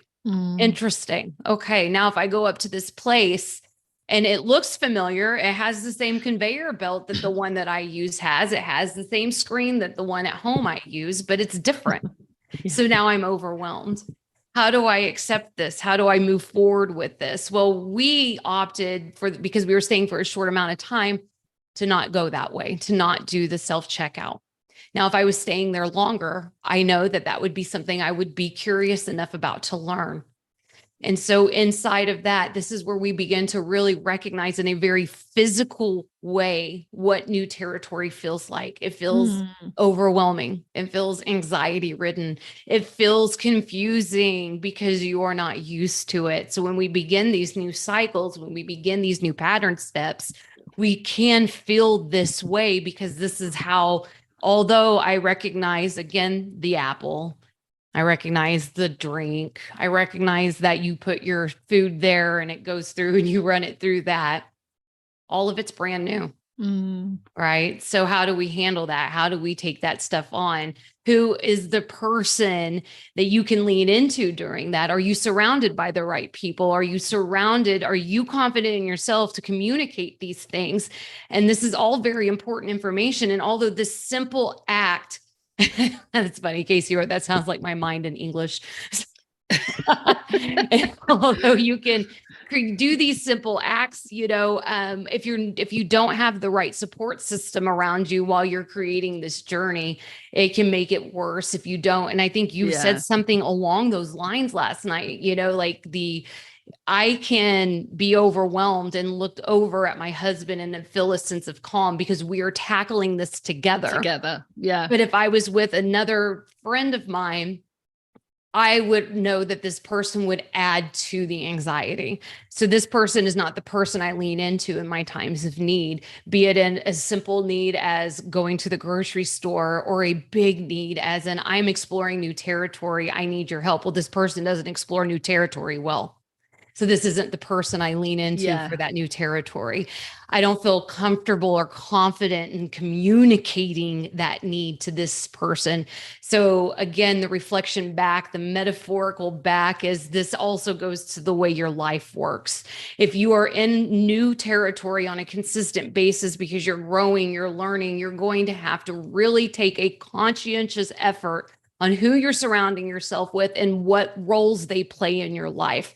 Then you won't be disappointed out of expectation. You won't be disappointed in the way that they failed you. You're just going to recognize that this person is not my person for this experience, but this person is, and allow that to move itself forward. It sort of reminds me of those shows where everyone's put on an island together and they've got to do what apparently is a really simple task of, finding some wood and locating some kind of food source and water and everybody loves each other, don't they, for the first 24 hours until they realize you're not going to eat unless you get out of bed and do something. And in a privileged world, those very simple actions can be extremely daunting and arouse the deepest anxieties, fears, or egos in that process. And I think what you're demonstrating is, it's not something I've heard people talk about a lot, but it was something that I used to teach young people when they were going from primary to secondary school, because it was purely that issue that when they were moving on from primary school where they felt safe and secure, no matter what was going on, but they'd have a teacher that was the significant adult and they would have lessons that they enjoyed and they had an environment that they were used to.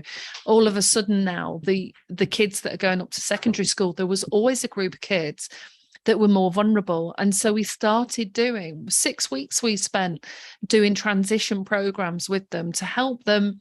We'd do some role playing exercises and what would you do if, and, cards and things like that. And and often we can feel under pressure that you've gone to a beautiful country and you want to come back and go, hey, yeah, the beach was great and this was great and that. But actually navigating, as you say, some very simple things like going to the shop and buying some stuff can be extremely daunting. And you've identified really nicely that, if you've got people around you, if you're going on a trip, you've got people around you, you need to know that you're either able to express yourself and that's heard and they support you while you navigate that space, or that it's going to lead to both of you having arguments. Because what's the one thing that happens a lot when couples go on trips is there can be a lot of arguments because not taking into account your own soft spots. We're not even talking about trauma at the moment. We're just talking about the basic soft spots. Yeah. And in psychologies, again, it's not really shared much, but it's this thing around safety and security versus growth. Yep. And in research, they talk about what you were saying is you don't even think about this stuff. You go to the shop and you go and do what you do every day without having to really pay it. You take your money and you go and get your stuff. But that's because on some level on the competency cycle is you've got an unconscious competence. Yeah. You just do it. You don't have to think about it. It's part of your system. Like checking your phone or using the restroom or turning on the shower. It's just part of that little system that you just know how to code. do it.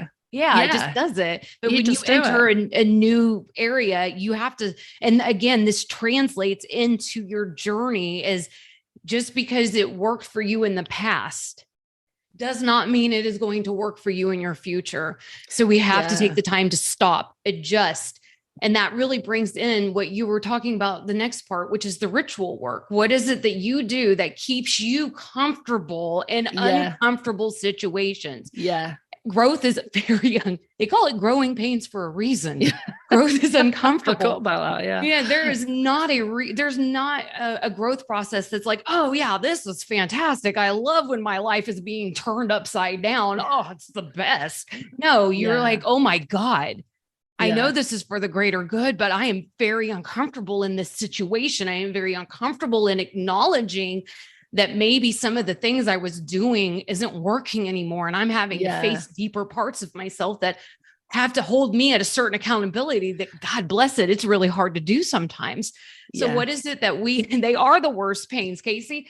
And so what is it that I can do to help create a sense of comfort in my world? How do you manage to navigate? Exactly. And so some of those are going to be rituals and routines. And Mel and I are not a slave to ritual and routine, but we are an advocate for it. I will change up certain rituals a little bit. Not too long ago, I added to one of my rituals. And before I was doing it, I tested it out on Mel. I was like, Mel, how does this make you feel? And she was like, oh, it makes me feel this way. I was like, thanks, guinea pig. And that was, okay, that's good. All right. Because Mel is one of my trusted confidants. Because Mel already knows I'm not going to do anything that's going to harm her. So she's going to be like, yeah, cool, right? Let's try it. And then I'll be like, okay, I ping it off of her because I can now feel safer knowing that this is not something taking me down the wrong path, something that's going to adjust my path in a negative light. So for me, my routines have been things like connection to my higher self, the universe, whatever that higher power looks like for you. Again, I am a full supporter in you believing whatever you want, as long as you have faith in something, right? Faith and hope will change your existence. So if it's in your higher self, if it's in a higher power, it doesn't matter. But my connection to it has really promoted growth and confidence and empowerment and really keeping me very aware of the mirror reflection. So part of my daily ritual is to play fetch with one of my dogs. He's a very smart dog who wants to run away if you don't give him enough attention. And he's so silly. But so part of that is every morning I have a routine of taking care of the animals. I get them fed, I pet them, I do extra playtime. What does that do for me? Because I'm a deep thinker. It helps promote my inner child, right? Every time I see my dogs wagging their tails and excited because I'm coming in talking baby talk to them or petting them extra, it brings a sense of inner peace for me. That inner child is coming forward and being very relaxed. And then I take that to an outside moment where I then do, that is Jasper. He knows. If you've met Jasper, dog's too smart for his own good. And so then I'll play fetch with him. And during that fetching process, you can call it a prayer, you can call it meditation, you can call it whatever it is that you want to call it. But what it does is it allows you that opportunity to, as I'm playing, keep me at this higher functioning level because my dog's having a great time. I'm in nature, automatic grounding me. Again, I think deeply. Everything I do has a why behind it. And then I start throwing. And as I do it, I call in, I ask for, I bless this. And then by the end of it, I'm in a different zone energetically, because I'm not this, it used to take me like 4 hours to wake up, this groggy zombie trying to make my way through the world with a cup of coffee on my, under my belt. This time I'm doing it before I even drink my coffee, so that when I'm already waking up, I've got Mother Nature surrounding me. I have the birds chirping. I'm thanking the sky for opening up for me that day. And then when I go and take my shower, I just do it to clear. And that's part of my routine, because now I feel like neural pathways or not, doesn't matter. It's how you feel. The placebo effect is very real. So when I walk into my shower, one of my routines and rituals is to clear my energy. I clear my my mental, auric, physical, energetic fields. My auric field, I clear it. I get in the shower. And by the time I'm done, I feel like I just had a spa day shower. And at night, when I go to sleep, my husband and I created a ritual together, which is, I hope you sleep well. And then the response is, I will sleep well. I hope you sleep well. I will sleep well. And then as I go to sleep, I tell my body, you are going to relax. You're going to have a good night's rest. You are going to wake up refreshed, and you're going to have a good dream state or a subconscious state during your REM activity. And it really has changed the way I wake up in the morning. So these little things, these consistent little rituals that I keep, and rituals can look like a yoga practice, a meditation practice, going running, taking a dance, going dancing, going to the gym, your favorite TV show that makes you feel good. It doesn't really matter. We're not here to choose that for you. We're here just to tell you what works for us. And if you just keep that consistency, as long as you have little consistencies, the whole world can change around you, but you can touch on the reality of it by saying, I'm still in this ritual. So I'm still on this earth. I'm still understanding this routine. This is my consistent routine. Therefore, I am still grounded onto this plane of understanding. And it's really changed the game for me. And because you're consistently, and the key word is consistent, activating the groundedness through whatever method you're using means, and the research varies, whether it's 30 days, 60 days or 90 days, have consistently activated that. What they're showing in brain research and neuroplasticity is you are creating those neural pathways. If they weren't there before, you're creating them. If they were there, you're strengthening them. And your brain is less likely, especially if you've experienced depression and anxiety in the past, your brain is less likely to drop into that zone in the morning, or it's less likely to do that in the day. And you're giving yourself a message, because you're doing it through verbal, you're doing it through movement, you're doing it through imagery, and you're giving yourself the whole message, mind, body, and spirit, of the feeling you want to generate. And when you're taking that back to your experience, when you're in a process of transition, if anxiety, fears and concerns and all those things start to get activated, because when we're stressed, we will, if you want to know what people are like, get them when they're stressed, because that is take them on vacation with you and put them in an uncomfortable situation. You'll see what people are. Yeah. Get them to build some furniture. Yeah. Yes. So true. So these are kind of the rituals and routines that we talk about. It's you getting to a place where you're able to reconnect with that part. The more you apply it, faster and faster, so that if you do go somewhere new, and I'm quite noise sensitive, so I love London, but going on the train sometimes it's so crowded, and on so many levels you're picking up off other people anyway, aren't you? Especially you no matter how much practice you have, and I can come back really exhausted because I just feel like my whole system has been bombarded with all this stuff. But what keeps me grounded is it only takes me a few breaths to go back into the mindful state that I deploy every day. Right. And then the movement is a way of getting that shifting out your body, because your body can carry that. And these are all little things. Now, they're small transitions for me going into London. I've been there before. I know what to expect.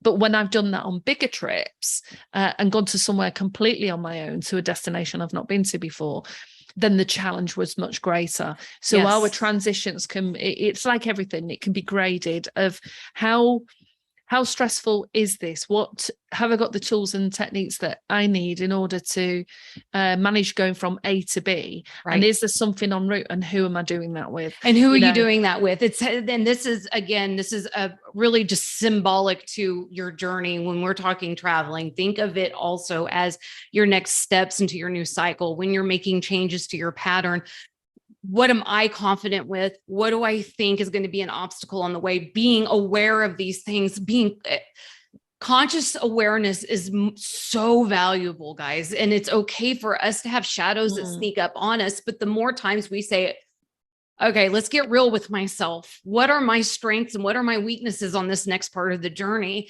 And who is it that I need to rely on? It's not going to be the same person every time. It's not going to be the same understanding every time. Mel might lean into me for certain aspects, but in other aspects, she's going to lean into somebody else because we know what our strong suits are.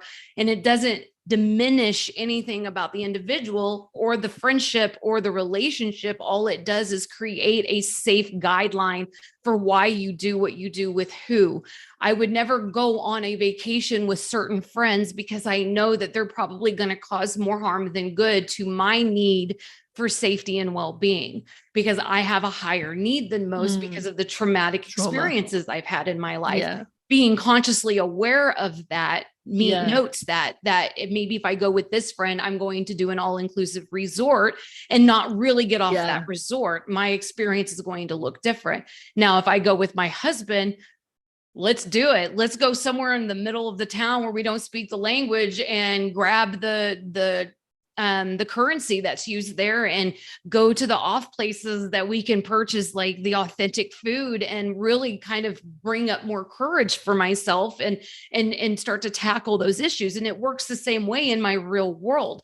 I'm not leaning into certain friends because I know that they're not going to have that capacity. And that doesn't make them any less of a good friend to me. It just makes them not capable. And I don't want to set them up for failure any longer, because I used to set people up for failure without even knowing. Because of the high expectations. It's the expectation. Yeah. And the more you start to recognize the roles people play in your life, the easier life becomes for you. So you're talking about sort of being aware of your own limitations and how you're moving through them, and then being aware of what it is you need to do something, even if you want to do it. You know, if everyone wants to go on a trip, whether that is in their hometown or a bit further afield or to a tropical place, but it will come with some of those challenges and demands, because you never know what to expect when you get there, and anything can happen.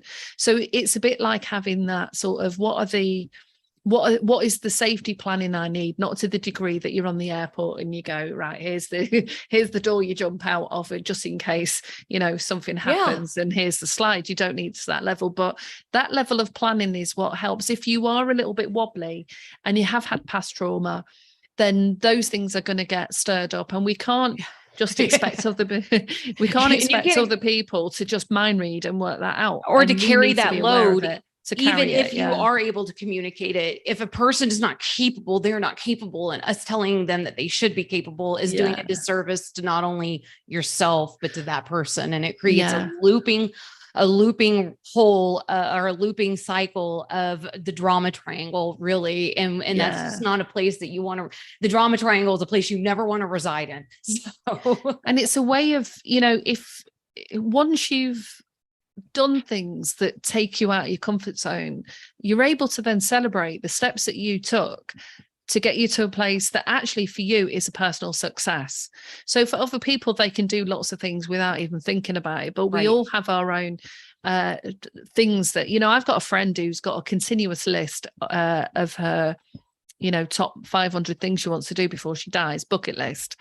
And I mean, some of the things she goes and does, you know, in terms of speed, height, fear-based. Yeah. You know, that's probably a stretch too far for me, but maybe one day I'll think about that. So you'd have to deploy the same thing. But even if you're just thinking about, you're not actually going anywhere, but you're at home and you're aware that some of the patterns that you're working on are still coming up, well, set yourself small challenges. Set yourself a day out in another town and going to an art gallery where you don't know people and going to talk to them, and then feel into what emotions, what is evoked in that process. That's it. because that's the clue to what you're still working on. To what you're still working on. Yeah. And nobody's asking you to change a country in a foreign language all by yourself and just really, because honestly, that could bring up more trauma than any good. It's okay. Small steps are sometimes the best steps. Sometimes we don't need to take that leap. Sometimes the leap comes in more of a form of, I can do this, and not in a form of, that's it. I'm packing my bags. I'm quitting my job. I'm leaving my family and I'm moving to Spain. You know, that's just sometimes, I mean, sometimes that's applicable. And sometimes, you can do that. But for, you know, people that sometimes have been those big steps, maybe your world is changing constantly. I know that I've been in the last 3 years plus in this consistent changing, you know, like my life doesn't look anything like it did 3 years ago, a year ago, 6 months ago. My life consistently has these giant cycle changes that in other aspects of my life, I have realized that smaller steps are necessary, and that is okay. Yeah. It is okay for me to take those smaller steps. It is okay for me to recognize that I need certain things to move a little slower than me. And I don't have to take a giant bite out of everything in my world. And that's okay, because it's forward motion, no matter if it's a tiny little scoot of the foot or a giant leap forward, is forward motion. I think that's a really good point as well, because I was a very anxious child, and I think my mum recognized that at some stage, and she tried to get me to do stuff well beyond it. I was ready. I wasn't ready to do it, and I didn't really want to do it. And she pushed me into some social situations where it was just worse, you know, as the process of doing that. And I know that as I got into my sort of late teen years, then it became more relevant. And then I wanted to travel around and I wanted to meet people, and it was easy. And I think Abraham Hicks talks a lot about theirs. He says sometimes when the step feels too big, it's not the right time to do the step. There comes a time where the next step just gets easier. So whether you're working on things psychologically, and when we're talking, we don't want to give the impression that you are constantly working on yourself, but through having a daily log and a weekly log and a journal, and putting in some time points, like the end on a Sunday, I tend to do it. I think about how the week's gone, what went well, what didn't go well, and what I want to bring into the next week. Right. So that's a case of reviewing and setting. That's a really good, that's a great routine and ritual that you're using. Now, I think that leads us really wonderfully to the acceptance, the radical acceptance, or it is also called what, RCT or. I RCT. Think I keep getting these acronyms mixed up, which is unusual. Me too. There's so many acronyms. It feels I live in the military city, so. But I think we wanted to share what is one of the models that's been around quite a while, but I think really started to develop back in the 1980s, that came from sort of clinical psychology and people who were working offering therapeutic services in health settings. And at that time in the 80s, we had the sort of human development movement, which was about, you know, it was a person-centered approach. It sort of was born out of the hippie movement, a bit like the early work that Ram Dass did, you know, and Carl Rogers on creating the right conditions in order for us to thrive and grow. Then we had the very sciencey side of psychology, the behavioral sciences, and some approaches that came from that. And so the ACT that we wanted to really flag up to people today, that you can learn about really simply and use the workbook, because if you email us, we'll send you the workbook, which is great. And it's called Acceptance and Commitment Therapy, or the acceptance and commitment approach.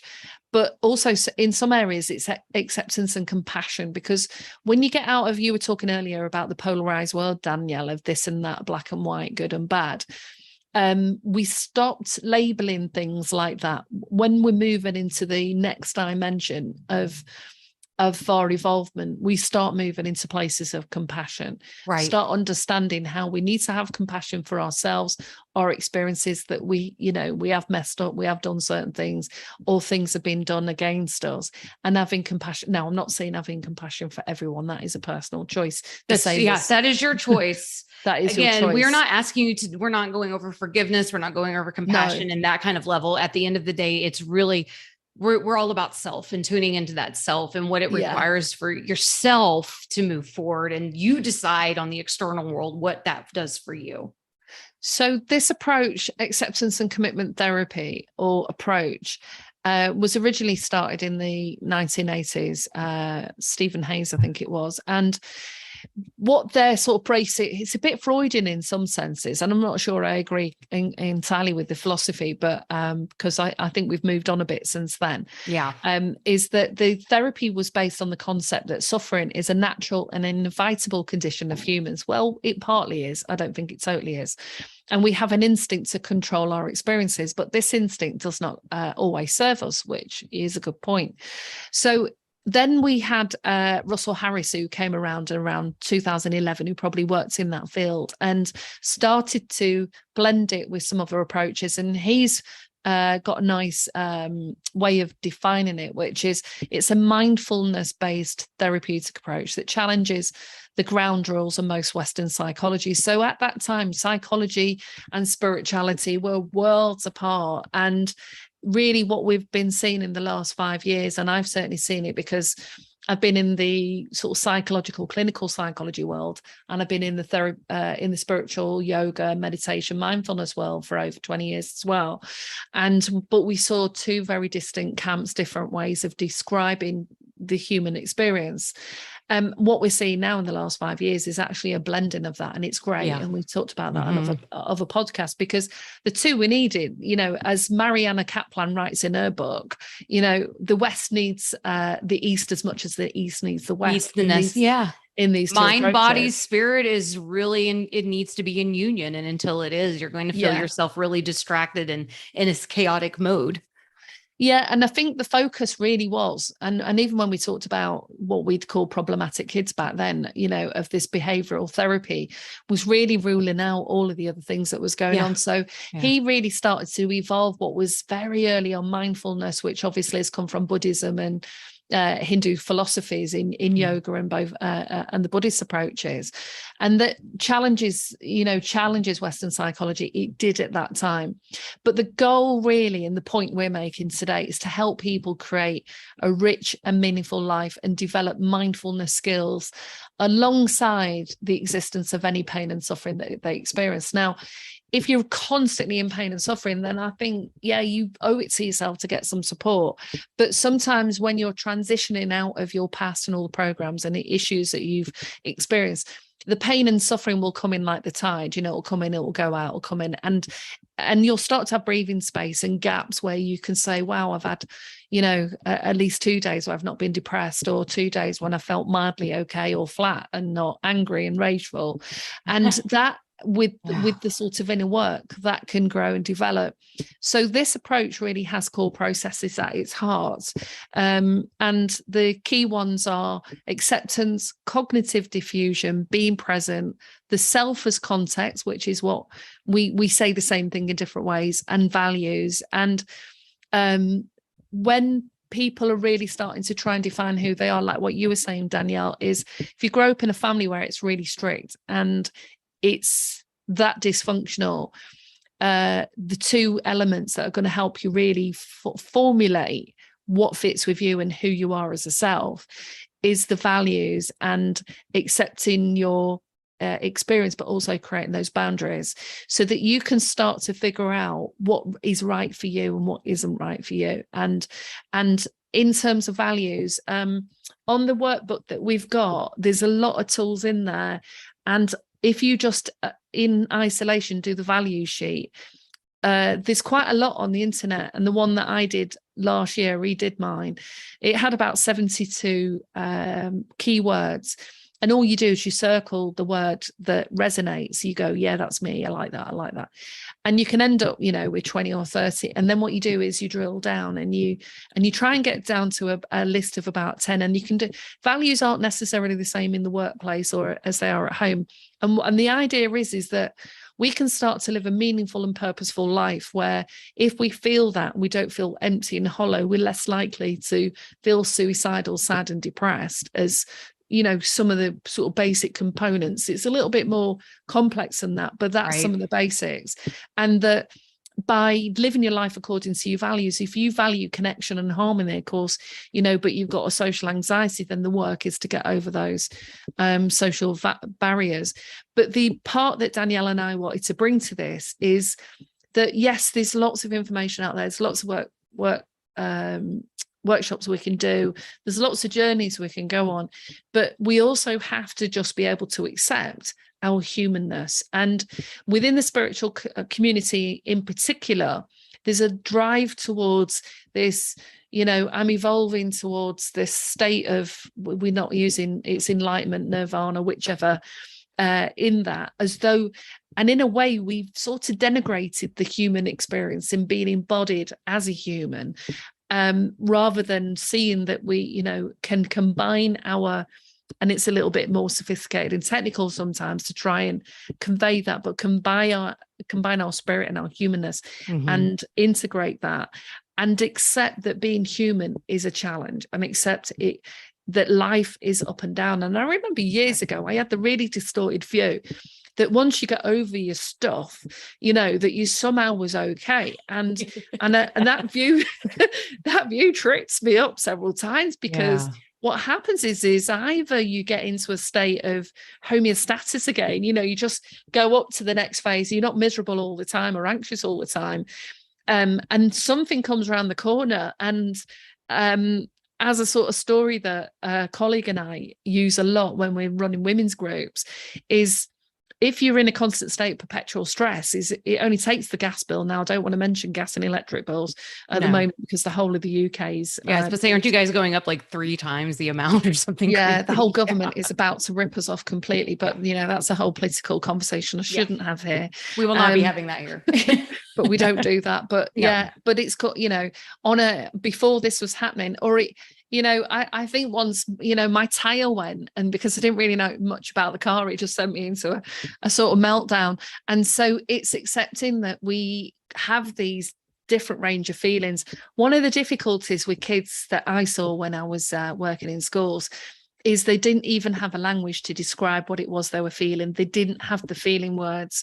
So, or they only had 2 feelings, hate and anger, or, you know, despising. You know, the language range was really limited. So if someone was going in to try and support them, they wouldn't even been able to communicate how they felt. So part of our role was to help them understand and develop a language to understand the different emotions, and then get people to the point that there's either something that you're drawn towards and something that you're repelled against. Right. You know, that's the biggest clue, love and hate. And but in between that is a myriad of a rainbow of all these different words and emotions. Now, they're not applicable in every culture. So we have to be mindful that our language sits within the culture that we're born in, and we use language in different ways. So what one thing means to you doesn't mean to somebody else. Exactly. But it's about acceptance, and it's about accepting, you know, and it took me a long time because I'm a type A personality and quite bloody minded at times. And that has its benefits in the work that I do. Right. But also some accepting. And one of the toughest things for me to accept after my car accident was that I didn't have the physical mobility and I was limited. And I really struggled with that. And I know that happens to athletes and people who've been really high in their field and things like that. And so whatever human tragedy that you experience, or on a day-to-day basis, slights or difficulties, is acceptance is a way of us not negating our emotions by feeling into what we feel and being okay with feeling that. We don't want to live there. You don't want to drown in depression. We do not set up anxiety, shop, fear. unpack the bags, and create a home there. We simply observe that we are there. We accept that we are there. And then we begin making conscientious practices that push us out of there. We start to create the healing techniques, what work for us in that place. We start understanding radical acceptance is beautiful for those both starting out on this journey and for those who are reaching the deeper levels of that journey. You know, it's really hard to accept that some of the things that have happened to us, especially in childhood, right? Especially when we were at our most innocent form. But at the end of the day, the more we can accept that this is just the way it was, and that I can observe that changes a lot of perceptions for you as an adult growing into the next phase of your life. The more we can accept that things are not the way we want them to be. And that is okay too, because inside of that, you actually get the drive to get to that next place by accepting that I feel this way about my life, that I feel this way about the way it's, the surroundings, that I'm accepting that I am not where I want to be mentally, emotionally, or physically, that we can then start to say, okay, well, how do I get there? How do I get to that place? Because it's not passive, is it? It's No, not it's passive not. acceptance. We're becoming consciously aware so that we're not hiding in that shadow form and blaming other people for our existence. Are we healing from traumas that our parents inflicted on us? Absolutely, we are. But guess what? They were healing from traumas their parents inflicted on them.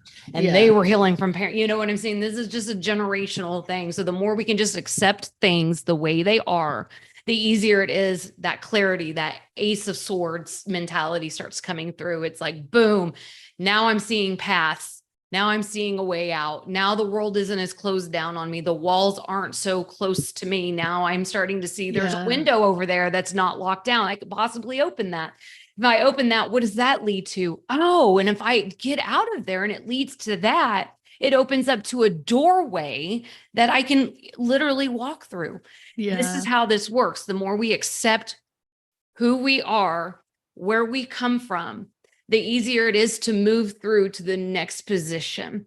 It's not an overnight thing, especially for those that are deeply traumatized or those of us who have really gone into, we call it soul retrieval. So disassociation, when we go into that disassociation space, right? The more you come into home, the more you can start saying, okay, this is where I'm at. Now I can take this step. And if I take this step, oh, I didn't like that step, I'm going to return here. So that's why in a way, and that's why in a way it's become a therapy or therapeutic groups, because one of the, I grew up where if your feelings and emotions are dismissed, you can't even accept them yourself. So you're not going to feel them. And I remember when I first, when I was first depressed, nobody around me accepted that that's the way I really felt. I was told to feel otherwise. And I remember, that then when I went to groups and I met people who were equally get on that journey, that was then really important part of the process, because everyone was accepting that that's where they were at in that moment.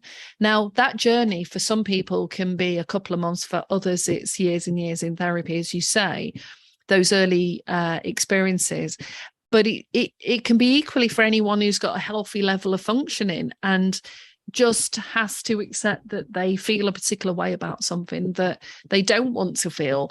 And that's one of the other aspects of this. And so I think for you and I that have been practicing some level of mindfulness and rituals that take us to a mindful space, because anything can be mindful, as people will remind me, anything that reminds you that you are here and you are now in the here and now, mindfulness or meditative.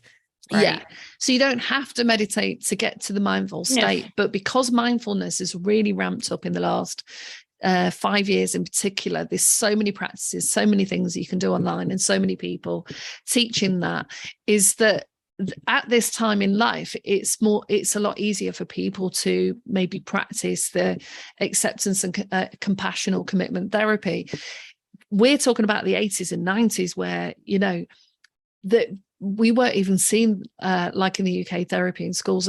You had to be seriously struggling or locked up. You honestly needed to have a mental disorder in order to seek therapeutic services in the 80s. And even in most of the 90s. It wasn't until the later 90s that it became less of a stigma for people to go in and get help in that way.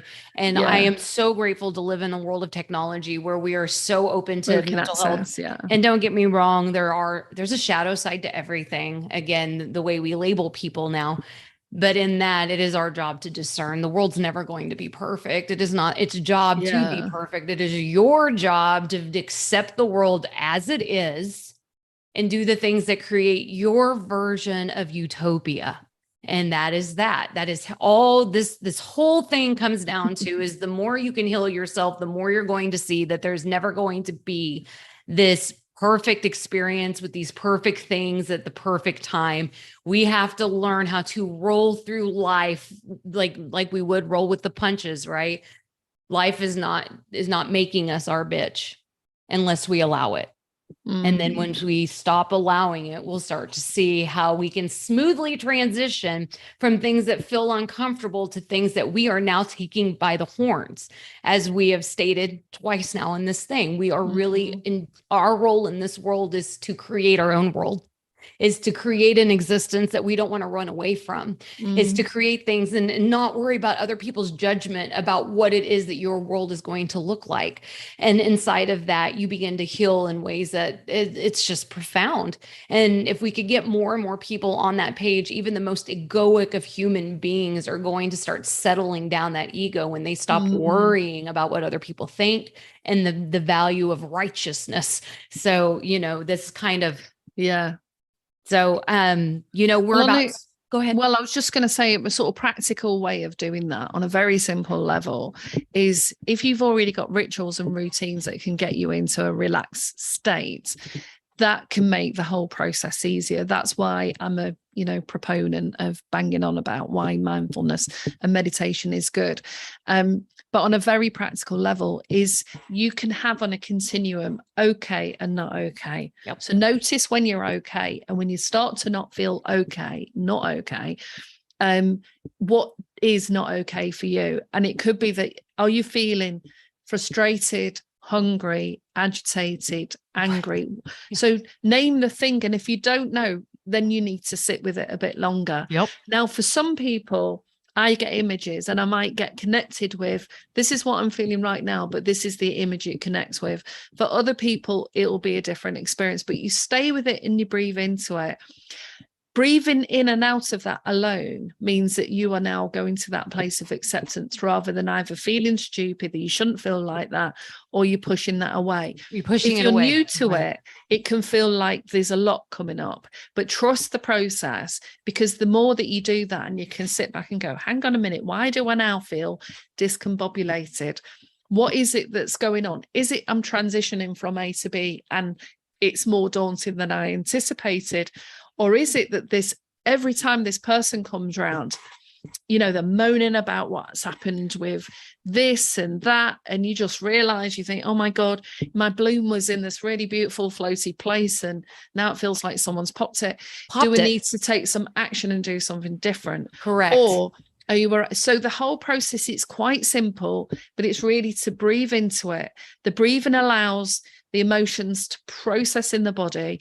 And I think you had an additional thing, didn't you? You talked about another method as well, Danielle, last night. Oh, yeah. And I'm going to actually put that down into our, I feel like if I write it down, it'll be easier. So I'm going to actually put that on our Facebook page along with the basic 10 steps to the radical acceptance theory. That way people can take a look at the page, have it accessible to them so that they can save it to their own phone as needed.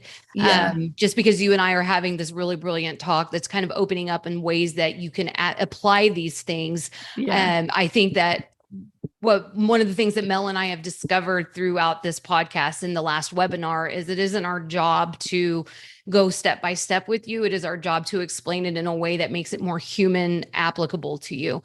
And then we'll hand over the information and the links and and the websites as needed so that you can go on and do that process for yourself. So Jack Briggs just asked if we'll be doing a Q&A. And so I am open to doing a couple of questions and answers. I feel like we are kind of wrapping up the webinar side of this. Yeah. And we can go ahead and open this up to any questions that you might ask. We're here for it. Okay, so I'm going to have to hand it over to you for a minute because I need a short break. So absolutely. So one of the things that I do suggest every time is to definitely make sure that you're doing your rituals, your understanding of why rituals work, because what we're doing inside of rituals is creating a safe haven for ourselves. And that safe haven allows us to have an open mind about what it is the next step is going to be. We're open to new information coming in. We're going to be open to the understanding of said information. When we start to create new spaces, it becomes overwhelming. When you get overwhelmed, it is now time for us to start asking the questions that Mel was just presenting. Why do I feel overwhelmed? What is this feeling that is coming up inside of this overwhelmed? Is it agitation? Is it anger? Is it feelings of inadequacy? Then we start to focus on that. Once we start focusing on that, this is a great time to use that, what we did in the last webinar, journal. Create the journal system to allow you to say, this is what I'm feeling, and here's why I think I'm feeling this way. Now, just by allowing yourself to put that down, to say it out loud, to write it, it now opens a new space for healing. And that is when you can start using the new techniques of, like we just did with the radical acceptance or any of those, to come through, so that we're healing those spaces with an open mind. The more consciously aware we are of things, the more we're going to be able to push forward.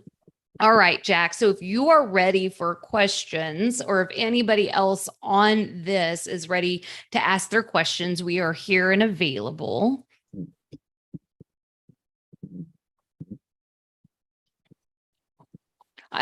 Every time we do these webinars, Mel, it just makes me super excited for what's next. Oh, massively. Yeah.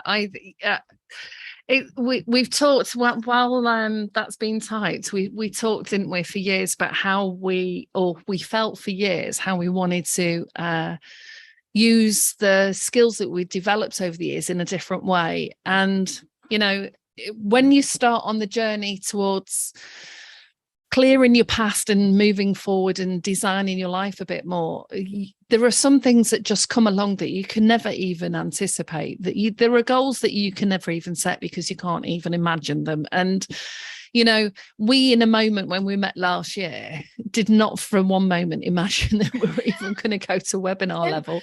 Well, we didn't even know if we were going to like each other. You know, it was based on the common person we met through. We were like, yeah, like, you hang out with them, I don't know if I'm going to want to hang out with you. But it ended up being the biggest blessing, was that bridge that brought us together, for sure. Yeah. So I'm so grateful that we've been able to take this journey, and it's such new territory every time we entered this, right? We've only had homeostasis in this journey a couple of times. Just a couple of times, you know, like we got really good at the major arcana and we're like, oh yeah, this is nice, I can do this. And then it was like, boom, we're done. It's time for something new. But even yesterday's conversation, you know, we're starting to take in this new version of how we're going to push things forward. And then this morning I woke up, and you and I haven't really had even a chance to have this in-depth conversation, and it's spurred new ideas for me and new ways for us to come forward in this. And that is so exciting. It is exciting. And that's the beautiful thing, that at some point the work, and sometimes the hard work, because some people really have gone through really difficult, horrendous journeys. And, you know, and you equally, Danielle, in terms of the, you know, little that you shared, because, you know, your life is full of a lot of different experiences that you've had, both good and horrendous. And I've always had a lot of respect and admiration for you, because you do grab the bull by the horns and approach things head on. But Sister, the work I pays don't feel off. it does pay off. You know what? Because what I've learned is the more meek you are in your journey to self, the less likely you are to get results. So I've just decided that my goal in life is to be satisfied, and I'm not stopping until I am. Until you get it. Until I get that. And so Jack asks, when you talk about acceptance for yourself, how much do you feel you should take into your partner's views? So for me, unless you want to take this, but for me, this is my journey. And even though I've had a partner for 15 years, I can accept my partner's views as their own, because I am detached from the need to have expectations of their views. However, if their views and my views are such polar opposites, we would not be partners for 15 years. If he cannot, and this has nothing to do with compromise, this has nothing to do with me being able to see his side of the story or his version of how he views the world. But when certain viewpoints are so skewed that it really irritates my value system, to the point where I cannot be successful in my life, I can no longer be in that relationship. So, and I've had several friends that I have lost along, I wouldn't say lost, but I've chosen to move from along the way for that exact reason. I don't share a lot of the same viewpoints as most of my friends. And that's the beauty. I continue to learn and grow from that and be more understanding and compassionate. However, what I do is create new boundary lines if those viewpoints are against the value system that I hold so dear and have earned over this journey of 41 years. Now, if the viewpoints that you're sharing as yourself and your partner's not viewing them, they have the same right. They have the same experience that they get to have where they create the boundary or they decide to move along the journey without you. Now, if my viewpoints are simple, like, let me see, I'm trying to come up with an example with, say, my children, right? Because my husband and I approach things differently. I'm much more of the feeling side. I carry the feelings. So my husband feels like I might coddle the children a little bit, right? But one time he brought to me, if I don't teach this child now, then you're going to be tying his shoes when he's 18 years old. And in that moment, I realized that what I was doing was not my value system. What I was doing was a crutch system to keep my child dependent on me in some way because of fear of losing them. And in that moment, I realized that my husband was coming forward with something brilliant and I needed to listen to. It did not affect my value system. In fact, it increased my value system. But I'm also, at the end of the day, the one that gets to decide what that value system is. So when it comes to another person's acceptance for self, if your acceptance of self irritates my value system to the point where I feel uncomfortable in the presence, then I now have to create new boundaries around that.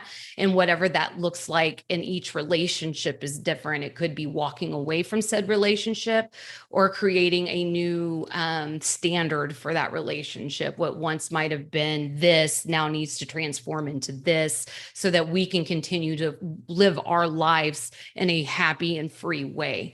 I don't make choices for my husband. He doesn't make choices for me. I live my life based on my value system. He lives his based on his. I just found the person and he found the person whose value systems match. And that is my answer to that question. I think the other aspects of that as well is we were talking about acceptance in the context of the therapeutic approach and whether or not is that you're going to see a therapist or you're going to the group or you're doing the work but yourself. This is about not dismissing your own experiences and feeling into what experiences that you have, whether that is the past that's coming up in the present or the present circumstances, because anything that comes up in the present is often, in most parts, linked to the past, especially when it's got a strong component to it. Often, if you travel back, which is why we wanted to do the timeline work, you can travel back and have a look at other encounters. And then it's a challenge sometimes if it's about accepting the feeling that it's okay and it's that human element. But the challenge then is, okay, so what do you then want to do about that? And that's why that value sheet is part of the workbook, because the whole workbook is designed to help you understand yourself more. And the more you understand yourself and the more you understand your own values and what's important to you, then you're more likely to be in a partnership, whether that's a business partnership or a relationship or a work partnership, where there's less tension or less issues, because each person can be vying for their position, and it's very difficult. And the one aspect with you see this in Gabor Mate, who works with addictions, you see it a lot in families where there's an addiction, and when two people are heavily doing their own work, they often say, well, at that point, you shouldn't really then be in a relationship. And actually, the part of the NI process, the Narcotics Anonymous process, was to recognize that, first of all, you can have a plant. And if you can look after the plant as well as yourself, you can move on to a pet.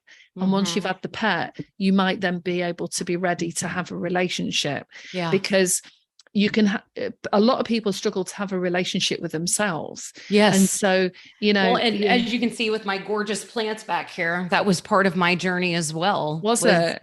I had to learn to take care of myself. And part of that was the response system to my plants. Yeah. And I didn't know I had a green thumb until I began taking care of myself, and in return, taking care of the plant. And then I realized I'm taking care of that plant. I began taking better care of my animals. And then I began taking better care of my spouse. And then I began taking better care of my relationships outside of my home. Yeah. Because your job is to do your own work, and where it's in relationships with people, then two people have to do the work on themselves, but that's where it can get tricky. So there is no one uniform approach to this, but I think, as you're saying, Danielle, you've been in a relationship with your husband for quite a while, and on most part, you're on the same page. To do with, and I don't know if people realize that you had 3 children before you then had the other 3 children that your mom had adopted. No, most people don't live with you. That. Yeah. So that was going to place a massive strain on the family, and you have to transition into managing those new circumstances along with yourself, and with yourself. And it's funny because the thing that I really realized was, until I learned how to become selfish. My friend Emily and I have this saying where it's selfishly selfless. Yeah. And I became selfish with myself. And I remember one time you came up to a comment with me and they said, "But what is best for you?" And I remember that moment. I remember the shock on my face, and I was like, what? Like, what's best for me? Because I've always been thinking the bigger picture, what was best for the kids, what was best for my family, what was best for this unit, what was best for all of that. And then it was wild because I took that statement you made, and I took it in and I put it to heart, and it changed everything for the way I parent. And come to find out, doing what was best for me, and I'm not talking from an egoic side, I'm talking what was best for me and my Maslow's hierarchy of needs. It was what was best for the family. Yeah. It just naturally domino affected. It was a ripple effect that came out. So what I did, that was best for me and my healing, and that turned into what was best for everybody that was around me.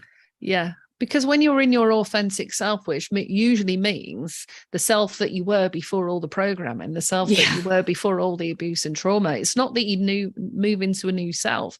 You just reconnect with the self that didn't have an opportunity to evolve in the circumstances it was in. Yeah. So if you've always loved music and roller skating and artistry and all the other things, you don't have to necessarily make it your job, but that's how you really get to reconnect with yourself. Yeah. And so if you're on a very basic level, if you love art and they love steam trains, you're not going to spend a lot of time together, so if you value connectedness on a very simple level, those two things just would be very difficult. Yeah. My husband and I, we do not connect on our, what brings us joy. He's into, engineering type things. He loves 3D printing. He loves getting into CAD systems. He loves creating, he's the technical guy, like he's good at that stuff.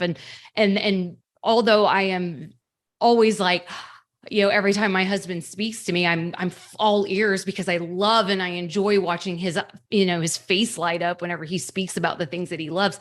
That's not a connection point for us. Yeah. The connection point lies within different arenas of our lives. So I can carry on this relationship because he's not interested in all my spiritual woo-woo talk and my psychological evaluations of everything and everybody around me and the philosophical things. I'm like, but why though? Do you think that maybe this happened because this happened? And one time he's like, sure, baby, that sounds right. And it turns into more of I support you. I support your journey. And I think what you're doing is amazing because it lights you up. Lights you And up. I love to see you lit up.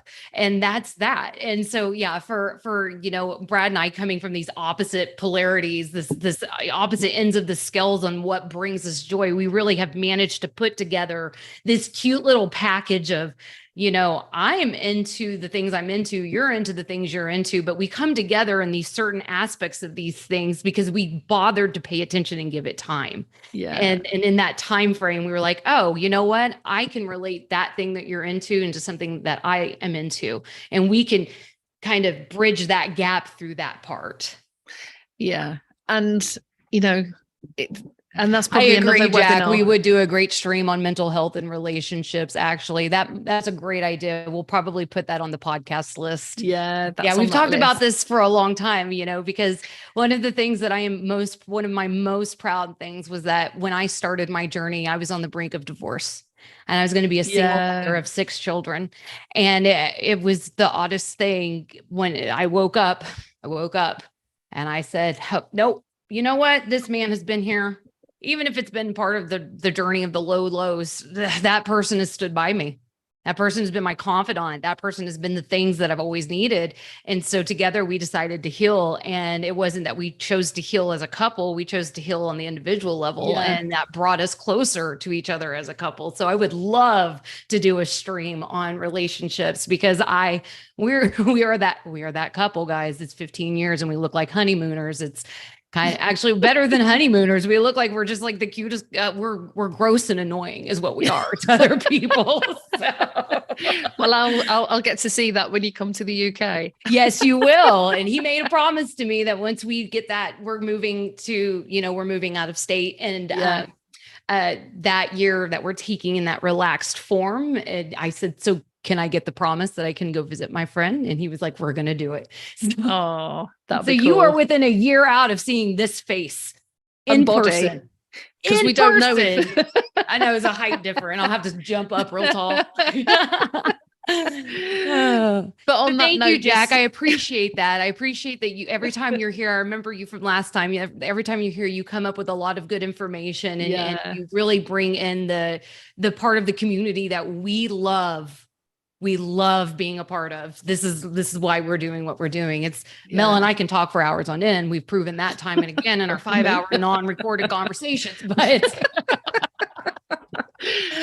the whole thing that you were talking about really is recognizing all those things that light you up. So even if you're in a dark space, you've got to find those things that light you up. And I remember doing it one step at a time. And now what I do is I bring several of those things together because when you do that from the inside, your outside changes. Your outside changes. And again, when I was in Mexico and I was having these trauma things come up, instead of, because it's so easy to get into the emotions are so easy to attach to, especially the negative ones. It's like a neural thing. And, you know, again, the cavemen didn't wake up and stretch and say, what a beautiful morning. They're like, what's going to kill me today? You know, so this is like a natural thing. But in that, because I have spent years saying, okay, as soon as I would come up for air, what am I grateful for? Now it's just almost like what we said, going through that, you know, the turnstile where you can just push your stuff through and it's just second nature. And it's now second nature. I'm in a beautiful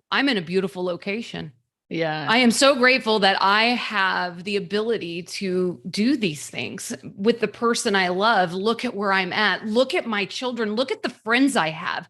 Look at my world. Look how far I've come. Even if tears are streaming down my face because trauma is being unloaded, I can still, without hesitation, start to count my blessings because I have created such a strong neural pathway that no matter the darkness that surrounds me and no matter how sad you can ask Mel, I can bounce back like that now. And it's not because I'm evading my feelings. Yeah. It's because I'm feeling my feelings. And at the same time saying, I accept my feelings, but I acknowledge my blessings. And the fact that you can be this dual human being allows that to shift into this central location of I am grateful for all of my ups and downs, and I am deserving of acknowledging my negatives so that I can put them into a more positive experience. And having that is just a blessing. It truly is. Absolutely. And I totally 100%. Agree with that. And I think that's a beautiful note in which to finish our live webinar today. And I thank you so much for your time and work that you've put in, Danielle. And it's an absolute joy to continue. Guys, it was so great. Thank you for the ones that have watched. If you feel like sharing, commenting, joining our Facebook, it's at Mel and Danielle on Facebook. It's Mel and Danielle 333 on Instagram. If you would like to email us for any further information or personal links that you didn't quite get down, it's Mel Danielle CC